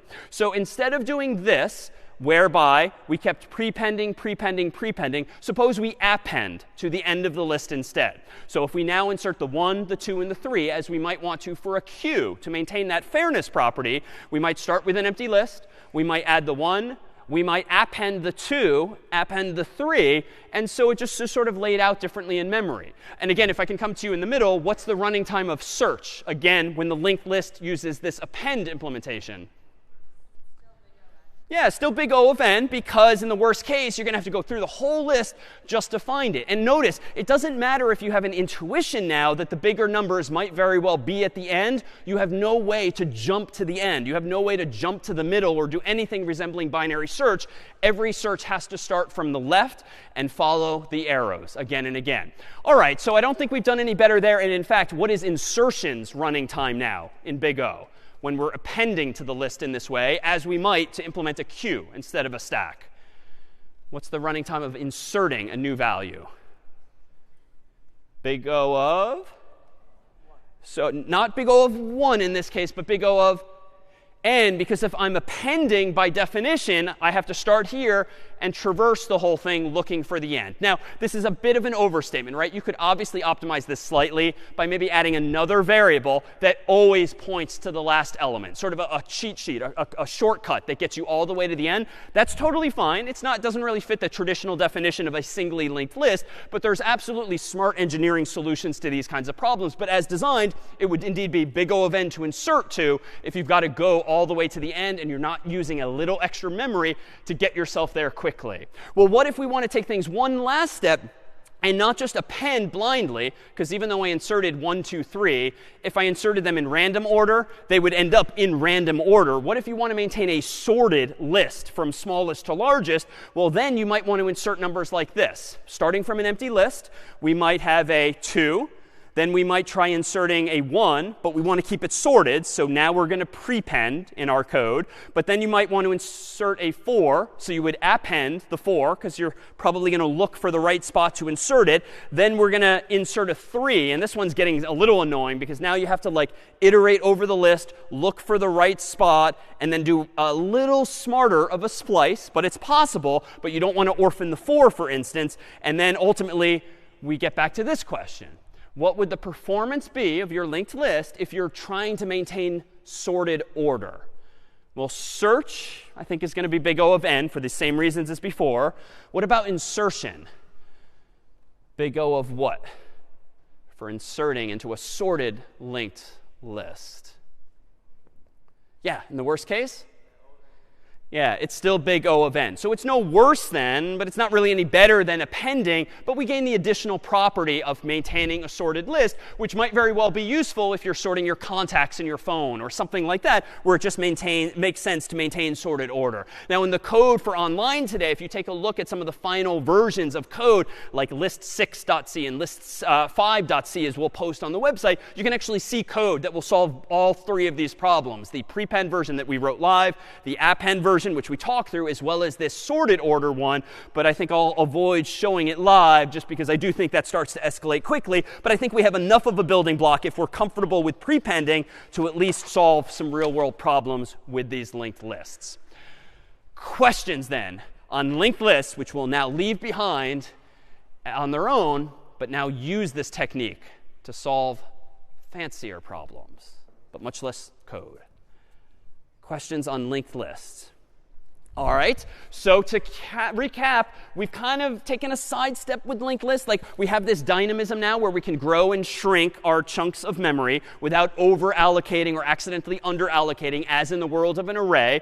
We don't have to worry about copying values endlessly, because once you allocate the node, it can just stay wherever it is in memory, and you can just you can just stitch it together somehow. But unfortunately, we've sacrificed what we started the class with in week 0, which was like binary search, divide and conquer, which was like gave us that log n running time, which was really compelling if you think back to the demonstrations and the visuals. Can we get the best of both worlds? Can we get the sort of speed of binary search, something logarithmic, but the dynamism of something like a linked list? Well, we can actually, I think, if we start to think not in a single dimension, just the x-axis, if you will, but 2 dimensions, such that our data structures can maybe now have width and height, if you will. And so a tree is perhaps the right term here, much like a family tree. If you have sort of your elders up here in the tree and then the branches below them for their children and grandchildren and the like, that's actually what a computer scientist means when they talk about trees. Not a tree that grows up like this, but really one that typically is depicted growing down, although this is just an artist's depiction no matter what. But there are certain types of trees in the world called called binary search trees that are structured on paper and visually like a family tree, but they have a special property that lends themselves to exactly that feature, binary search. So for instance, here is an array back from week 2, and I've sorted a whole bunch of numbers herein from 1 to 7. We know we can do binary search on this structure if it's implemented as an array. But what feature do arrays, to be clear, not have that linked lists do? Today's kind of a seesaw. Like, what did we just gain by adding linked lists that arrays do not allow? Yeah.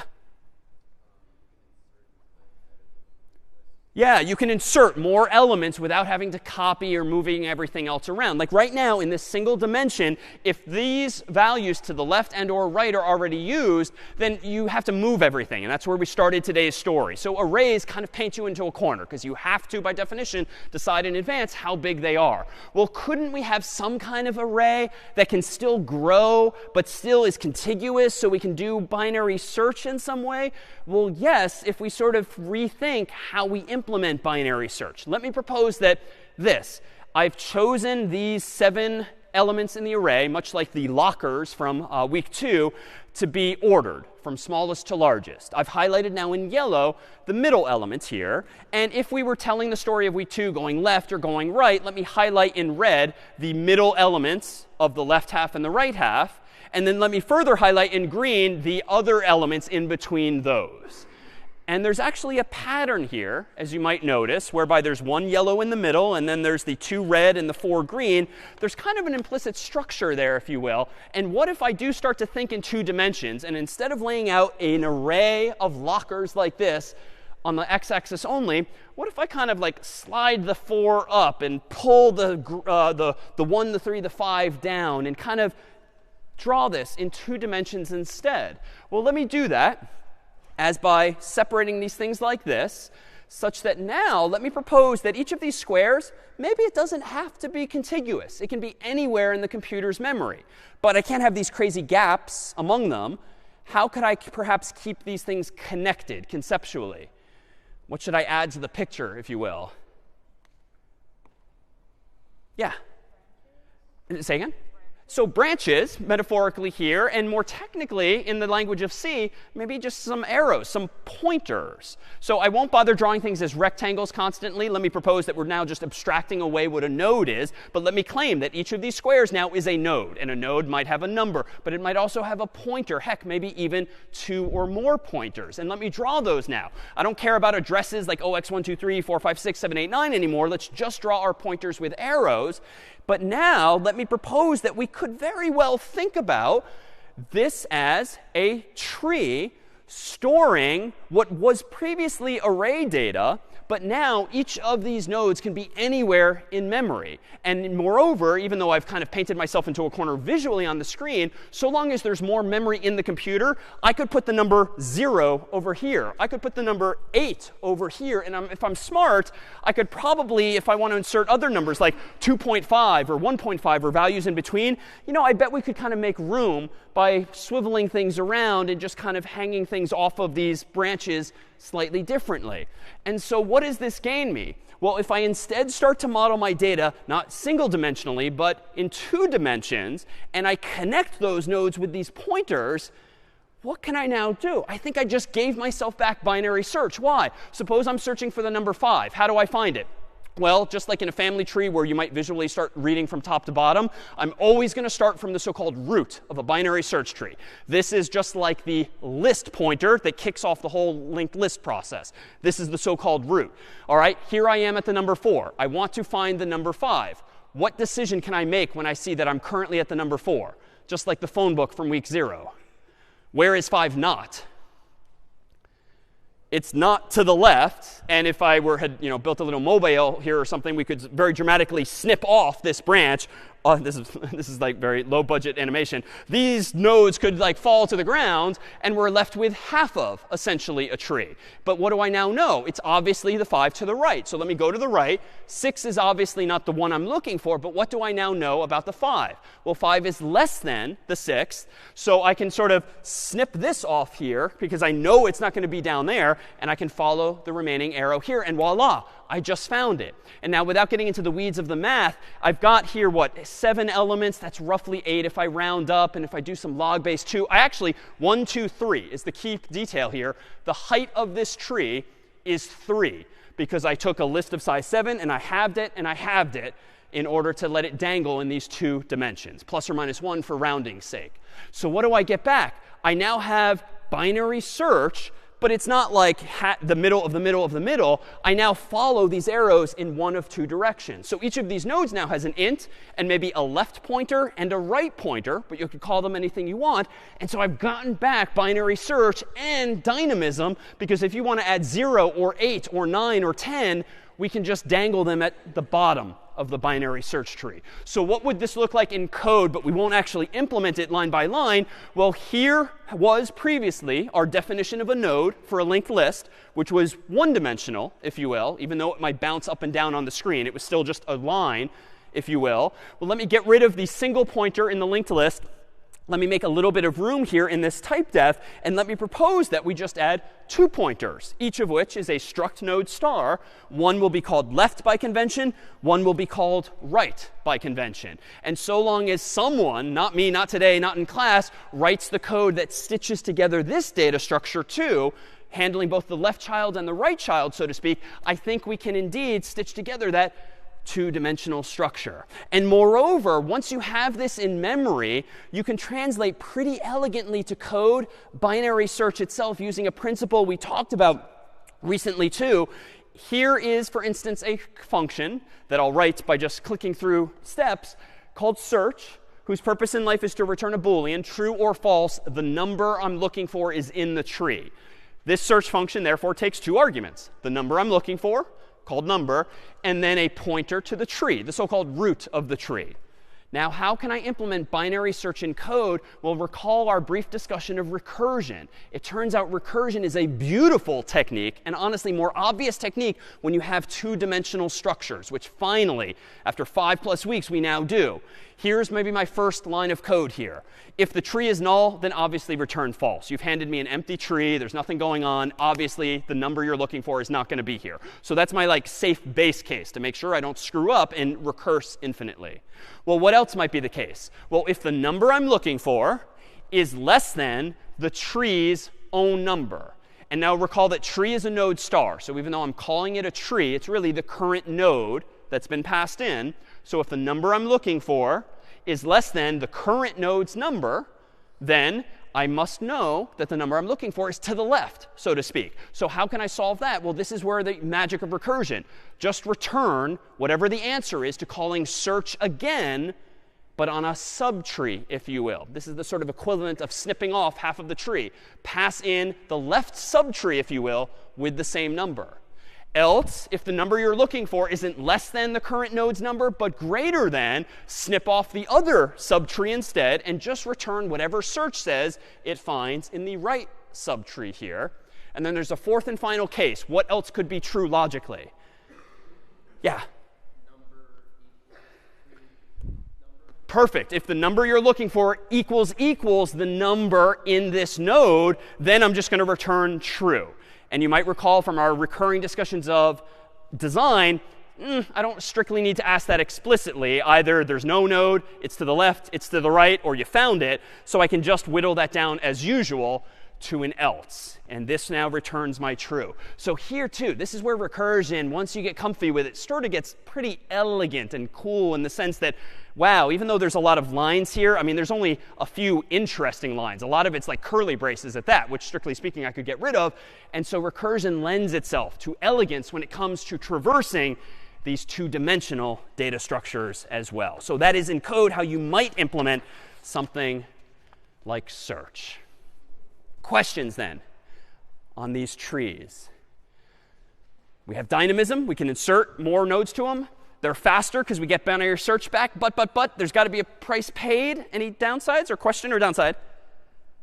OK, let me come back to that in just one sec. Downside, though, what price have we paid for this dynamism and for this binary searchability? Even though I've abstracted it away in the picture. Say again? we're using a lot of memory, right? I'm kind of misleading you now because I'm just drawing these little squares with the simple numbers, but there's actually 3 things in there: a 4-byte integer, an 8-byte left pointer, a 8-byte right pointer. So we're already up to 20 bytes now to store individual ints. That's probably OK, though, if memory is relatively cheap and voluminous as it nowadays is. But these are the kinds of trade-offs. And here, too, you see a hint of why some people still do like and use C. And in fact, it's so omnipresent because when you have C, you can really fine-tune how much memory is being used, for better or for worse, under the hood. As we transition soon to Python, these decisions get made for you. And you have much, much less control about how much memory is being used by your program because someone else made those design decisions for you. Question? Is it bad if we don't know the parent node? Not necessarily. There's no reason why you need to have pointers in both directions. However, that can lend itself to efficiency. By spending more space and having arrows go up too, you can actually save more time when searching the tree in other contexts. This, though, would be the canonical way, the typical way to implement it. But absolutely, just like a doubly linked list, that could help you solve other problems too. All right, so turns out I'm kind of overselling binary search trees. There are perversions of them, so to speak, whereby they won't actually behave as advertised. For instance, here's a good situation. Suppose you've got an empty tree initially, and you insert the number 2. Well, it's got to go somewhere, so it might as well become the root of this binary search tree. And let's assume that someone wrote the code to do this. Now you want to insert the number 1, and you want to maintain the searchability of this tree. Well, it's important to note that binary search tree is different from tree. If you've just got a tree in memory, there is no social contract with where the numbers need to go. They can be completely random all over the place.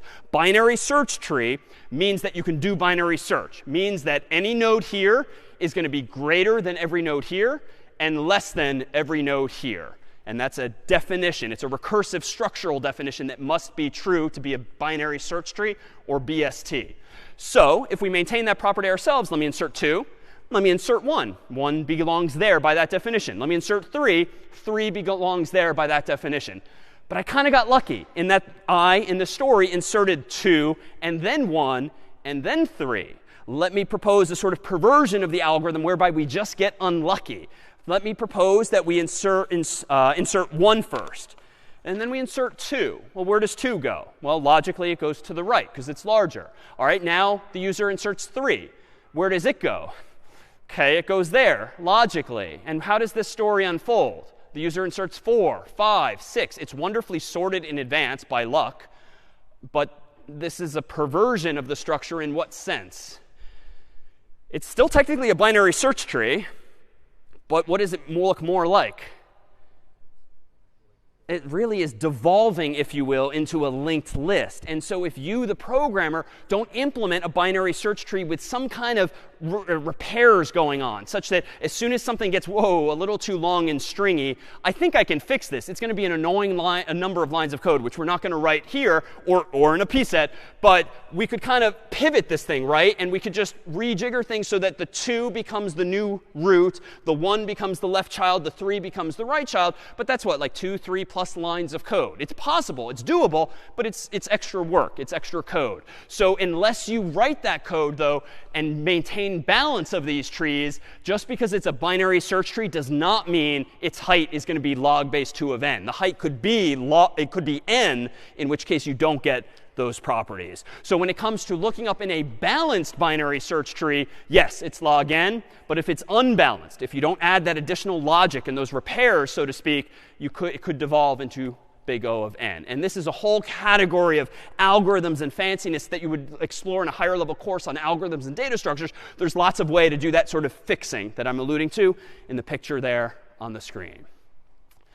All right, a few other data structures, if you will, toward an end of a sort of computer science holy grail. So log n is repeatedly a really good place to end up. We started in week 0 when we got log n. We lost it earlier today by introducing linked lists, but we just got it back, albeit at the price of spending more space. But the holy grail, so to speak, when it comes to algorithms would not be big O of n, certainly. Definitely not n squared, like our bubble sorts and selection sorts, and not even big O of log n. What's better than all of those? big O of 1, constant time, right? That's the holy grail, because if we could store huge amounts of data but find it instantly in 1 step, or 2 steps, or heck, even 10 or 20 steps, but independent of the size of the data structure, that's pretty powerful. I mean, that's the secret sauce of the Googles and the Twitters of the world, trying to get back results really, really fast. Well, it turns out another abstract data type or abstract data structure might be something called a dictionary, just like the Merriam-Webster or Oxford English dictionaries that you might know, which associate, say, words with definitions. Well, you can think of a dictionary really abstractly as this, like 2 columns, maybe on a spreadsheet of sorts, where the left column represents something and the right column represents something else, like the word is on the left and its definition is on the right. And that's almost literally what a dictionary is on paper. You've got all the words and all the definitions right next to it. But more generally, in computing, a dictionary really just has not words and definitions per se, but key value pairs. This is a term of art, and we're going to see this again and again, especially as we transition to web programming, keys and values. Key is what you use to look for something. The value is what you find ultimately via that key. So that's the generic term there. We've seen key value pairs really in the past. In week 0, we talked about your contacts in your iPhone or Android phone being an app that has a whole bunch of contacts, presumably alphabetized by first name or last name or the like. Well, one of those contact cards ultimately has someone's number, for instance, like John Harvard in this case. So in that type of application, the keys is the name, like John Harvard, that you use to find information, and the value is the number that you find there. Or if there's more information, like where he lives and email address and the like, the whole contact card could be the value thereof. The key is what you use to look up John Harvard. Now, back in week 0, and rather, the corresponding table then, if we draw this in 2 columns, wouldn't be word and definition or key value generically. It would be name and number, for instance. So we're just slapping some new terminology on this old contacts problem. Well, this is the picture we drew way back in week 0, whereby I claimed that log of n was really, really good. And indeed it was, and has been since. But the holy grail would indeed be something more like this, in this dashed green line, constant time. And maybe not literally 1 step, but a fixed number of steps that even as the problem gets huge and you go way, way out on the right of the x-axis, the problem does not depend on the time to solve the problem does not depend at all on the size of the problem itself. You can have 1,000 contacts or 100,000 contacts. Constant time means it takes the same number of steps no matter what. Well, how can we get to that point? Well, there's a couple of final building blocks today, and there's one called hashing. And this is something that will recur a few times, but for now, hashing is all about taking as input some value and outputting a simpler version thereof. So for instance, here's a gratuitously large deck of cards, which are all the more visible as a result. And in a deck of cards, typically you've got like, 52 cards, plus maybe the jokers and whatnot. And each of those cards has a number of sorts and a suit on it.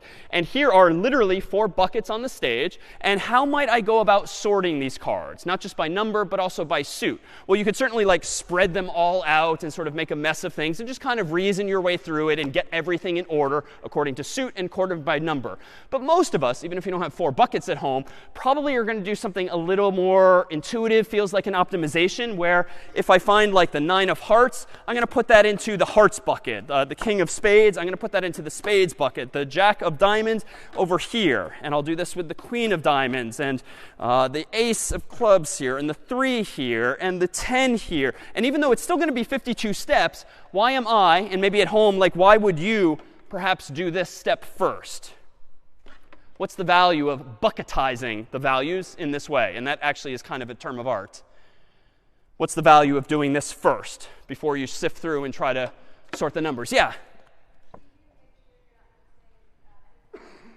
Yeah, it's easier to make sure you're not missing anything. And it's taking a problem of size 52 and shrinking it into 4 problems of size 13, if you will. And so that just kind of helps simplify things, maybe reduces the probability of errors or the like. And what I'm doing here, to give it a technical term, is that I'm hashing the values. I'm taking as input a card like this, and I'm reducing it more simply from a larger domain to a much smaller range, if you will. So here's a domain of like 52 possibilities. I want to map that to a range of 4 possible outcomes: the diamonds, the clubs, the hearts, or the spades here. And by doing that, I'm just shrinking the size of the problem. So hashing does that. It's like literally an f of x type arrangement, whereby you pass something in and you get back a simpler known value. Well, a hash function, more technically, is the algorithm or even the math or even the code that implements that idea, converting something bigger to something smaller to this indeed finite range of values. And it turns out that hash tables are a wonderful application of arrays and linked lists to try to leverage the best of both worlds. The goal being theoretically to achieve that holy grail of constant time. And that's going to be a bit of an overstatement because you're not always going to achieve it exactly, but at least we can get a little closer there too. So with hash tables, you have something that looks like this. This is just an array. This is an artist's rendition of drawing it vertically instead of horizontally, but that's just a detail graphically. And this array, for instance, maybe is of size 26. And where am I going with this? Well, how does Apple, how does Google store your contacts alphabetically in your phone and search for things quickly?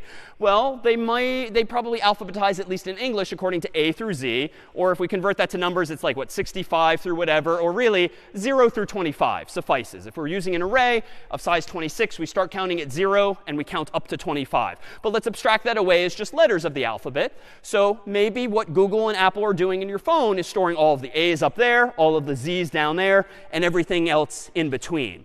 And so this works pretty well if you start adding your friends and your family. So for instance, and I'll get rid of the letters so as to not distract, Albus might go in that first spot because A, you subtract the 65, maps to 0. So we put him in the first bucket, the A bucket. Maybe Zacharias ends up all the way at the end there. And then in the middle might here be Hermione. And if we do this ... you keep adding all of your classmates, you might get a contacts database that has all of this data herein. Now, each of these nodes, they're drawn differently because this is just another artist's rendition. These rectangles, these long rectangles, represent a contact card, like John Harvard's that's got the name, maybe email, definitely phone number, and things like that. So this seems great. Why? How can I find Albus? Well, I go to the A bucket. How do I find Zacharias? I go to the Z bucket. How do I find Hermione? I go to the H bucket. But, I've done this very deliberately. What problem will arise eventually, assuming you have enough classmates? Yeah, there'll be too many people, too many contacts for all of the available spaces in the array. There's still some room here, but I'm pretty sure if I think back to this particular class, we've got not Hermione, but also Harry, who's also an H, Hagrid, who's also an H. So where do I put them? I could just put them arbitrarily in any of the open spots, but then you lose the immediacy of jumping right to the H, right to the A, right to the Z. But now that we have linked lists, we can kind of combine these ideas, right? Use an array to get to the first letter of the name you care about. And then if you have a collision, so to speak, whereby someone's already there, you don't do something stupid like put Harry down here just because it's available, or maybe Hagrid down here just because it's available, because then you're losing the immediacy of the lookup. Why don't you just kind of stitch them together in a linked list? Now, what does this mean? This means for most of the characters here, you have constant time lookup. You look up Albus, boom, you're done. Zacharias, boom, you're done. OK, Harry, Hermione, Hagrid, it might be 1, 2, or 3 steps. So that's actually devolving into something linear. But here we make a distinction today between theoretical running times, which we keep talking about, and honestly, clock on the wall running times that actual humans care about. This is way faster than a linked list, because you don't have to search every name. It's even faster than an array, because you don't need to do binary search. You can literally, for most of the names, find them in constant time, one step. And again, it's not theoretically constant, because if you only befriend people who have H names, it's going to be a crazy long linked list anyway. So again, it really kind of depends on what the nature of the data is here. But this is pretty close to constant time. And in fact, how could we get even closer? How could we reduce the probability of collisions for the H's or any other letters? How could we avoid putting too many H names together? Say a little louder.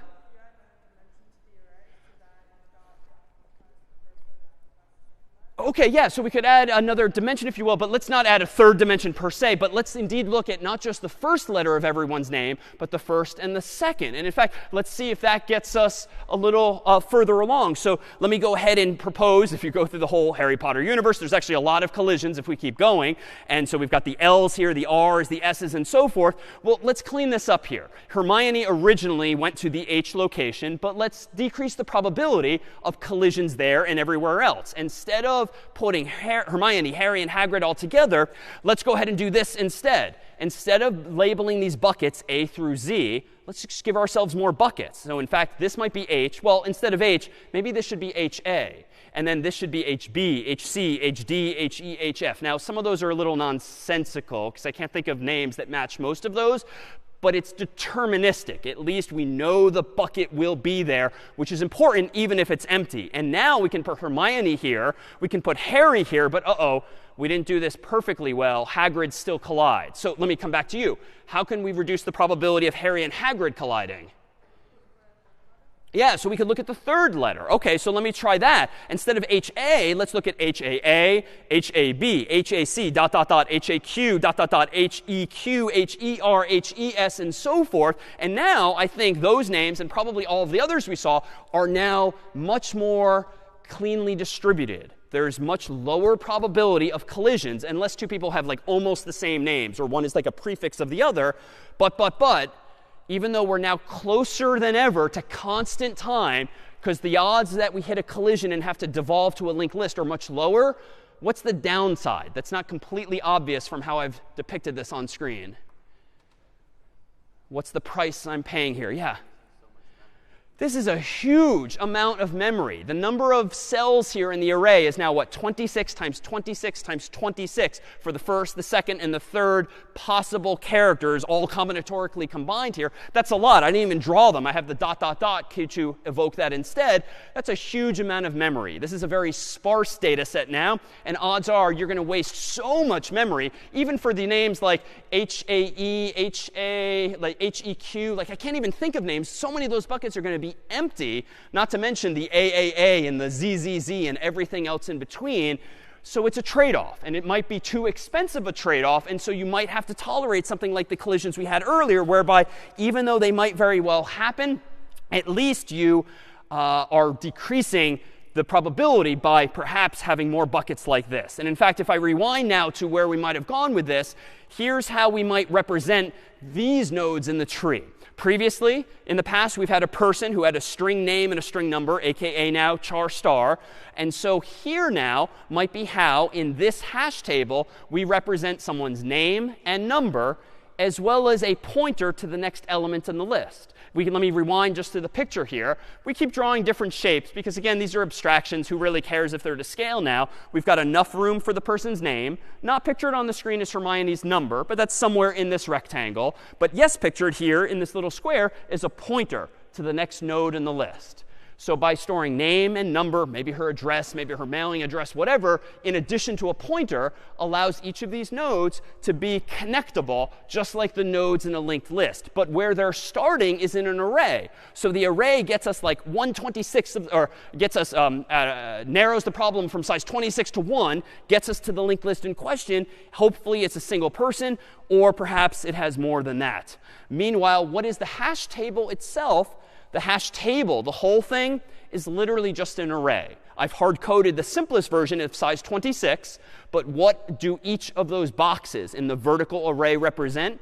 Just a pointer to potentially a node in a linked list. And if there's no one there, if there's no one in location Y or X or the like in that universe, well, it's just a null pointer, signifying there's no one there. But if there is, it's going to be a pointer to a valid node, from which we can get to any of the others as well. And that so-called hash function, just like the one I did with the greeting cards, well, it's just a black box, if you will, but implemented somewhere in code, like in C. And so if you pass in Albus, what is the hash value of Albus? Well, in the first version of the story with 26 buckets, it should be a 0. If you pass in Zacharias, it should be 25.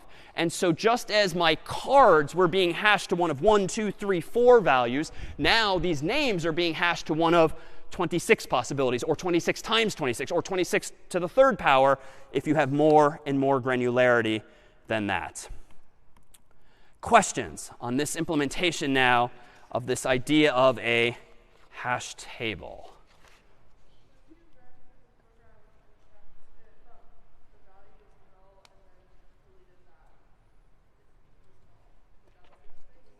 If you say that again with the null?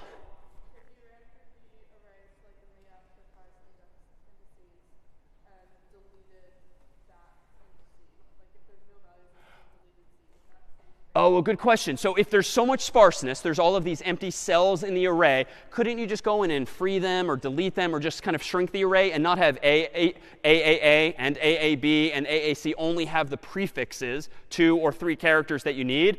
You absolutely could do that, but now what you lose is the arithmetic benefit of being able to map each letter to a number.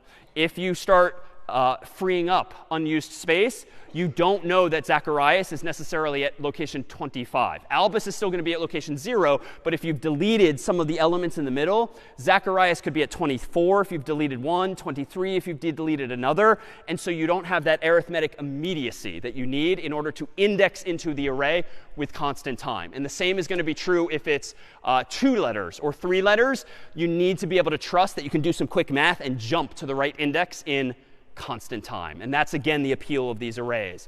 So when it comes to the running time of a hash table, inserting values into it, searching for values therein, at the end of the day, it technically is big O of n, because in the craziest case, you might have a huge, fancy hash table, but everyone in the universe has a name starting with H. And then it just evolves into a really long linked list, just like a binary search tree could do the same. But if you choose a smarter hash function, maybe you mitigate that and you don't rely only on the first letter, but on the second or the third as well, or some other combination of that input, and make your hash function smarter. Odds are, if you get a good hash function, you want to get it to be more of like order of n divided by k, where k means constant mathematically, and so k is the number of buckets. So ideally, you want like a uniform distribution. You want like this many people here, this many people here. You don't want there to be some or no people. You want a uniform statistical distribution. And maybe you get that from human names, maybe you don't, but that's kind of the challenge of a hash function. Of course, big O of n over k is not a thing, because we always throw away constants like k, so it's still big O of n. But again, the distinction today is that, OK, yes, academically, you learned in CS50 that, sure, it's big O of n. But my God, it's 26 times faster if you do the hash function well and you spread everyone out over the hash table. And that's the appeal of these kinds of structures. And we've got one more for you, if I may, something now known as a trie. So it turns out that a trie is even cooler, if you like this kind of thing, in that it does not devolve into big O of n. It is truly constant time. But there's going to be a price. There's going to be a gotcha. A trie is sort of a fancier tree. And it's short for retrieval, but pronounced trie for weird historical reasons. But a trie is a tree, each of whose nodes is an array. Right? So this is all like crazy mashups now. People started inventing data structures just by combining different ones. So unfortunately, a lot of the good ideas are taken, but you just have benefits from certain aspects of those data structures, and combining them ideally gives you the best of both worlds, so to speak. So here might be the root of a trie. It's literally a big node, a big rectangle, but it's actually an array. So there's like 26 locations in this picture here. And here's how you use a trie, for instance, to store names just like the hash table. You treat each of the elements of that array in that node as like a letter of the alphabet, so A through Z, or 0 through 25. And if you want to store someone's name in here, you do so as follows. If you want to store like an H, you index into the H location. And if you want to store the second letter of someone's name, like an A, well, you add another node below it, and such one is connected to the other.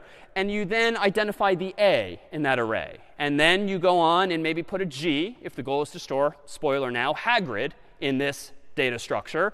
And then the R and the I and then the D. But when you get to the D, the end of the name, you have to somehow flag that this is the end of a name that we've embedded into this data structure. So whereas all of these are called out in white just to make obvious what we're connecting to what, green has to be like a bool that's true, that just indicates like the buck stops here. Like D is the last letter in someone's actual name. And what's kind of cool now about a try is that we can repeat this for other names as well. So for instance, here's where we might put Harry as well. And notice they share a common prefix, HA for Hagrid, HA for Harry. So we're reusing some of these nodes, some of these arrays. We can even slip Hermione in here too, borrowing only the H, but she gets the H, then the E, then R, R-M-I-O-N-E, and so forth. And we mark at the end of her name too that she's in there. Now, what's the takeaway here? Well, what is the running time of a try? How many steps does it take to find someone in this data structure? And let me zoom out so that it sort of suddenly becomes a massive data structure with even more in it. Maybe it looks, no, I'll keep it on this one. Maybe it looks a little something like this with just these three names. But how many steps does it take to find Hagrid or Harry or Hermione? No matter how many names are in this data structure. There's 3 at the moment, but it takes what? H-A-G-R-I-D. So 6 steps to find Hagrid. H-A-R-R-Y. 5 steps to find Harry. H-E-R-M-I-O-N-E. 8 steps to find Hermione. But notice that those steps are only dependent on what? The lengths of the humans' names. And let's assume that no one's going to have a infinitely long name. It's going to max out at what, like 8, maybe 18, maybe 20, 30. There's actually some pretty long human names out there, but it's going to be finite. You know it's bounded, whereas most contexts, n could grow forever. So what's compelling here is if you assume that the longest name is, I don't know, 50 for the sake of a theme here, then you know that finding anyone in this data structure will take you no more than 50 steps. 50 is thus a constant, which means you have big O of 1 running time. It doesn't matter if there's 1 million people in this phone book or 1 billion people in this phone book. That's going to definitely add more nodes to it, but it's still going to take you H-A-G-R-I-D, 6 steps to find Hagrid, H-A-R-R-Y, 5 steps to find Harry, even if there's 1 billion other people in that data structure. So now we actually do seem to have constant time if you assume that there's going to be a bound on the length of the name. Why don't we use tries for everything then? What's the price we're paying for this data structure, even though we've represented just 3 characters here? Yeah. It's a lot of memory, yeah, and you can see it even with these 3 names. Most of the squares on the screen are empty, like bytes and bits that are there and are allocated, and they need to be there because you need to be able to do that arithmetic thing of this being 0, this being 25, so you can jump from boom, boom, boom, boom based on each of the letters. But it's a hugely sparse data structure, which means it takes up a crazy amount of memory. Now, maybe that's tolerable, especially for short names, but that's going to be the trade-off as well. And this is such a tension in computing. Almost any time you want to improve time, you want to speed up the efficiency, the speed of your algorithm, you're going to spend space. If, by contrast, you want to decrease the amount of space, you might very well have to increase the running time. It is indeed this seesaw back and forth, and you, your colleagues, your company need to decide what resource is the most precious. Heck, it might be just much harder to code one of these data structures than another. You're a human. Your time is valuable. Do you really want to spend hours implementing a try when, hey, in 30 minutes I can bang out an array nowadays, or a linked list even? There too, development time is going to be yet another resource, and why sometimes there's good code or bad code, it depends on what you're prioritizing. So what do each of these nodes look like in a try? Well, we can keep calling it a node. This is a very generic term for just a container in these data structures. In this story, though, let me claim that everyone has a number, like a phone number, a string, aka char star. Every node has 26 children, or technically an array of size 26, that can point to more of these nodes. Notice that I don't need to store the name of someone in a try because it's implicit in the path that you take to find them. So that's a minor optimization, but it saves us some space. But this would be just a different data structure we could use to actually solve this problem as well, albeit at a very expensive cost. And what do we need our variable to be that stores the try? Just like before, we just need a single pointer that hangs on to the root of this structure that's null if it's empty, or non-null if it's actually pointing at something. Any questions then on tries? And if it's feeling like a lot, the fire hydrant, it is. We started with arrays, then linked lists, then tries. But questions on how we've just assembled from these basic building blocks? Yeah? Why doesn't the root of try have a size of 26? Why isn't that an A good question. Why is this not size 26? It's just like with the linked list before. It just tends to be in code convenient to have a separate additional pointer that's small that just points to the beginning of the data structure, because that way it can be null, thereby clearly indicating there are no nodes, the whole structure is empty.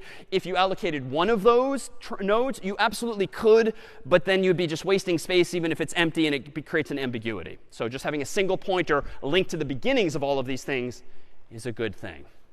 Other questions now on tries, or trees, or hash tables, or arrays.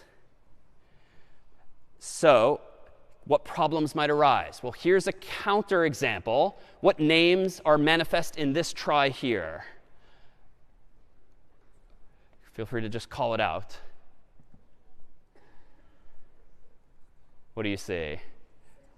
Danielle and Daniel. So presumably, if these are two names here, one of which is a prefix of another, notice that the data structure still works. And I chose, a friend's name and then appended a couple of more characters to it that's also a name, because we have here D-A-N-I-E-L, and the green technically is implemented as a bool or something like that that indicates a word stops here. But we don't want to preclude storing Danielle as well, who's a superstring, if you will, of Daniel. And so that's OK, too, so long as the structure allows for the pointers to keep going. So even that works out OK, whereas it might not have otherwise. And in terms of the running time, just to be clear, at the end of the day, tries do give you actual constant time for insertions, lookups, deletions, and the like, because it's dependent only on the length of the input, the key, if you will, and not on how many other people are in your phone or address book. And now thought we'd conclude with a visual. If you've gotten out into the square, anyone recognize this? OK, Sweetgreen, a local salad place. What are we looking at here, and what's its connection to today? You're about to become all the geekier in the real world, because you will start to see data structures everywhere. What is this? Or how does this work maybe in salad form? Who's been to Sweetgreen? OK, either of you. So how does this work?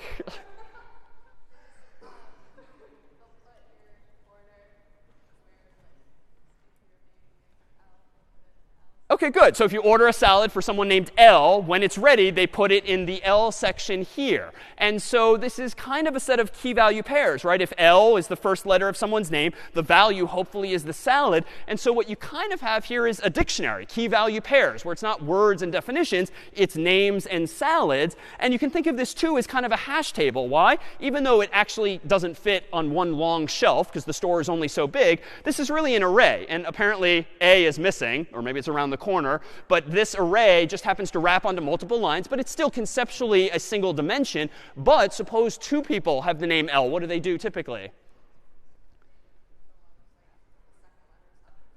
Yeah, so maybe if they want to put that much effort into it, they might look at the second letter and then the third letter. Odds are this is not that interesting a problem to solve optimally in that way, but they probably do start stacking the salads on top of each other, or maybe scooching it over just a little bit. And so what do you have there? Well, now if you start to view the lens through like CS50 glasses, like, OK, you have an array, and then you have like these linked lists that are sort of growing here, but even then you run into a problem. Why? Because it's not really a linked list, because at some point you're going to hit the boundary here. So it's kind of like an array of arrays, because you can only fit, like 3 or 4 salads here. And so long story short, we started today deliberately talking about real world things like stacks and queues. And even though it did escalate quickly into binary search trees and hash tables and tries, even those things are everywhere, even though they don't call them as such. These are just solutions to problems. And now, with this final week of C under your belt, you have all the more of a technical toolkit by which to implement these things in code. Next week, we'll be able to trust that someone else solved all these problems. We'll introduce Python, and lines of code like this will finally become lines of code like that. So that's the promise ahead, and we'll see you next time.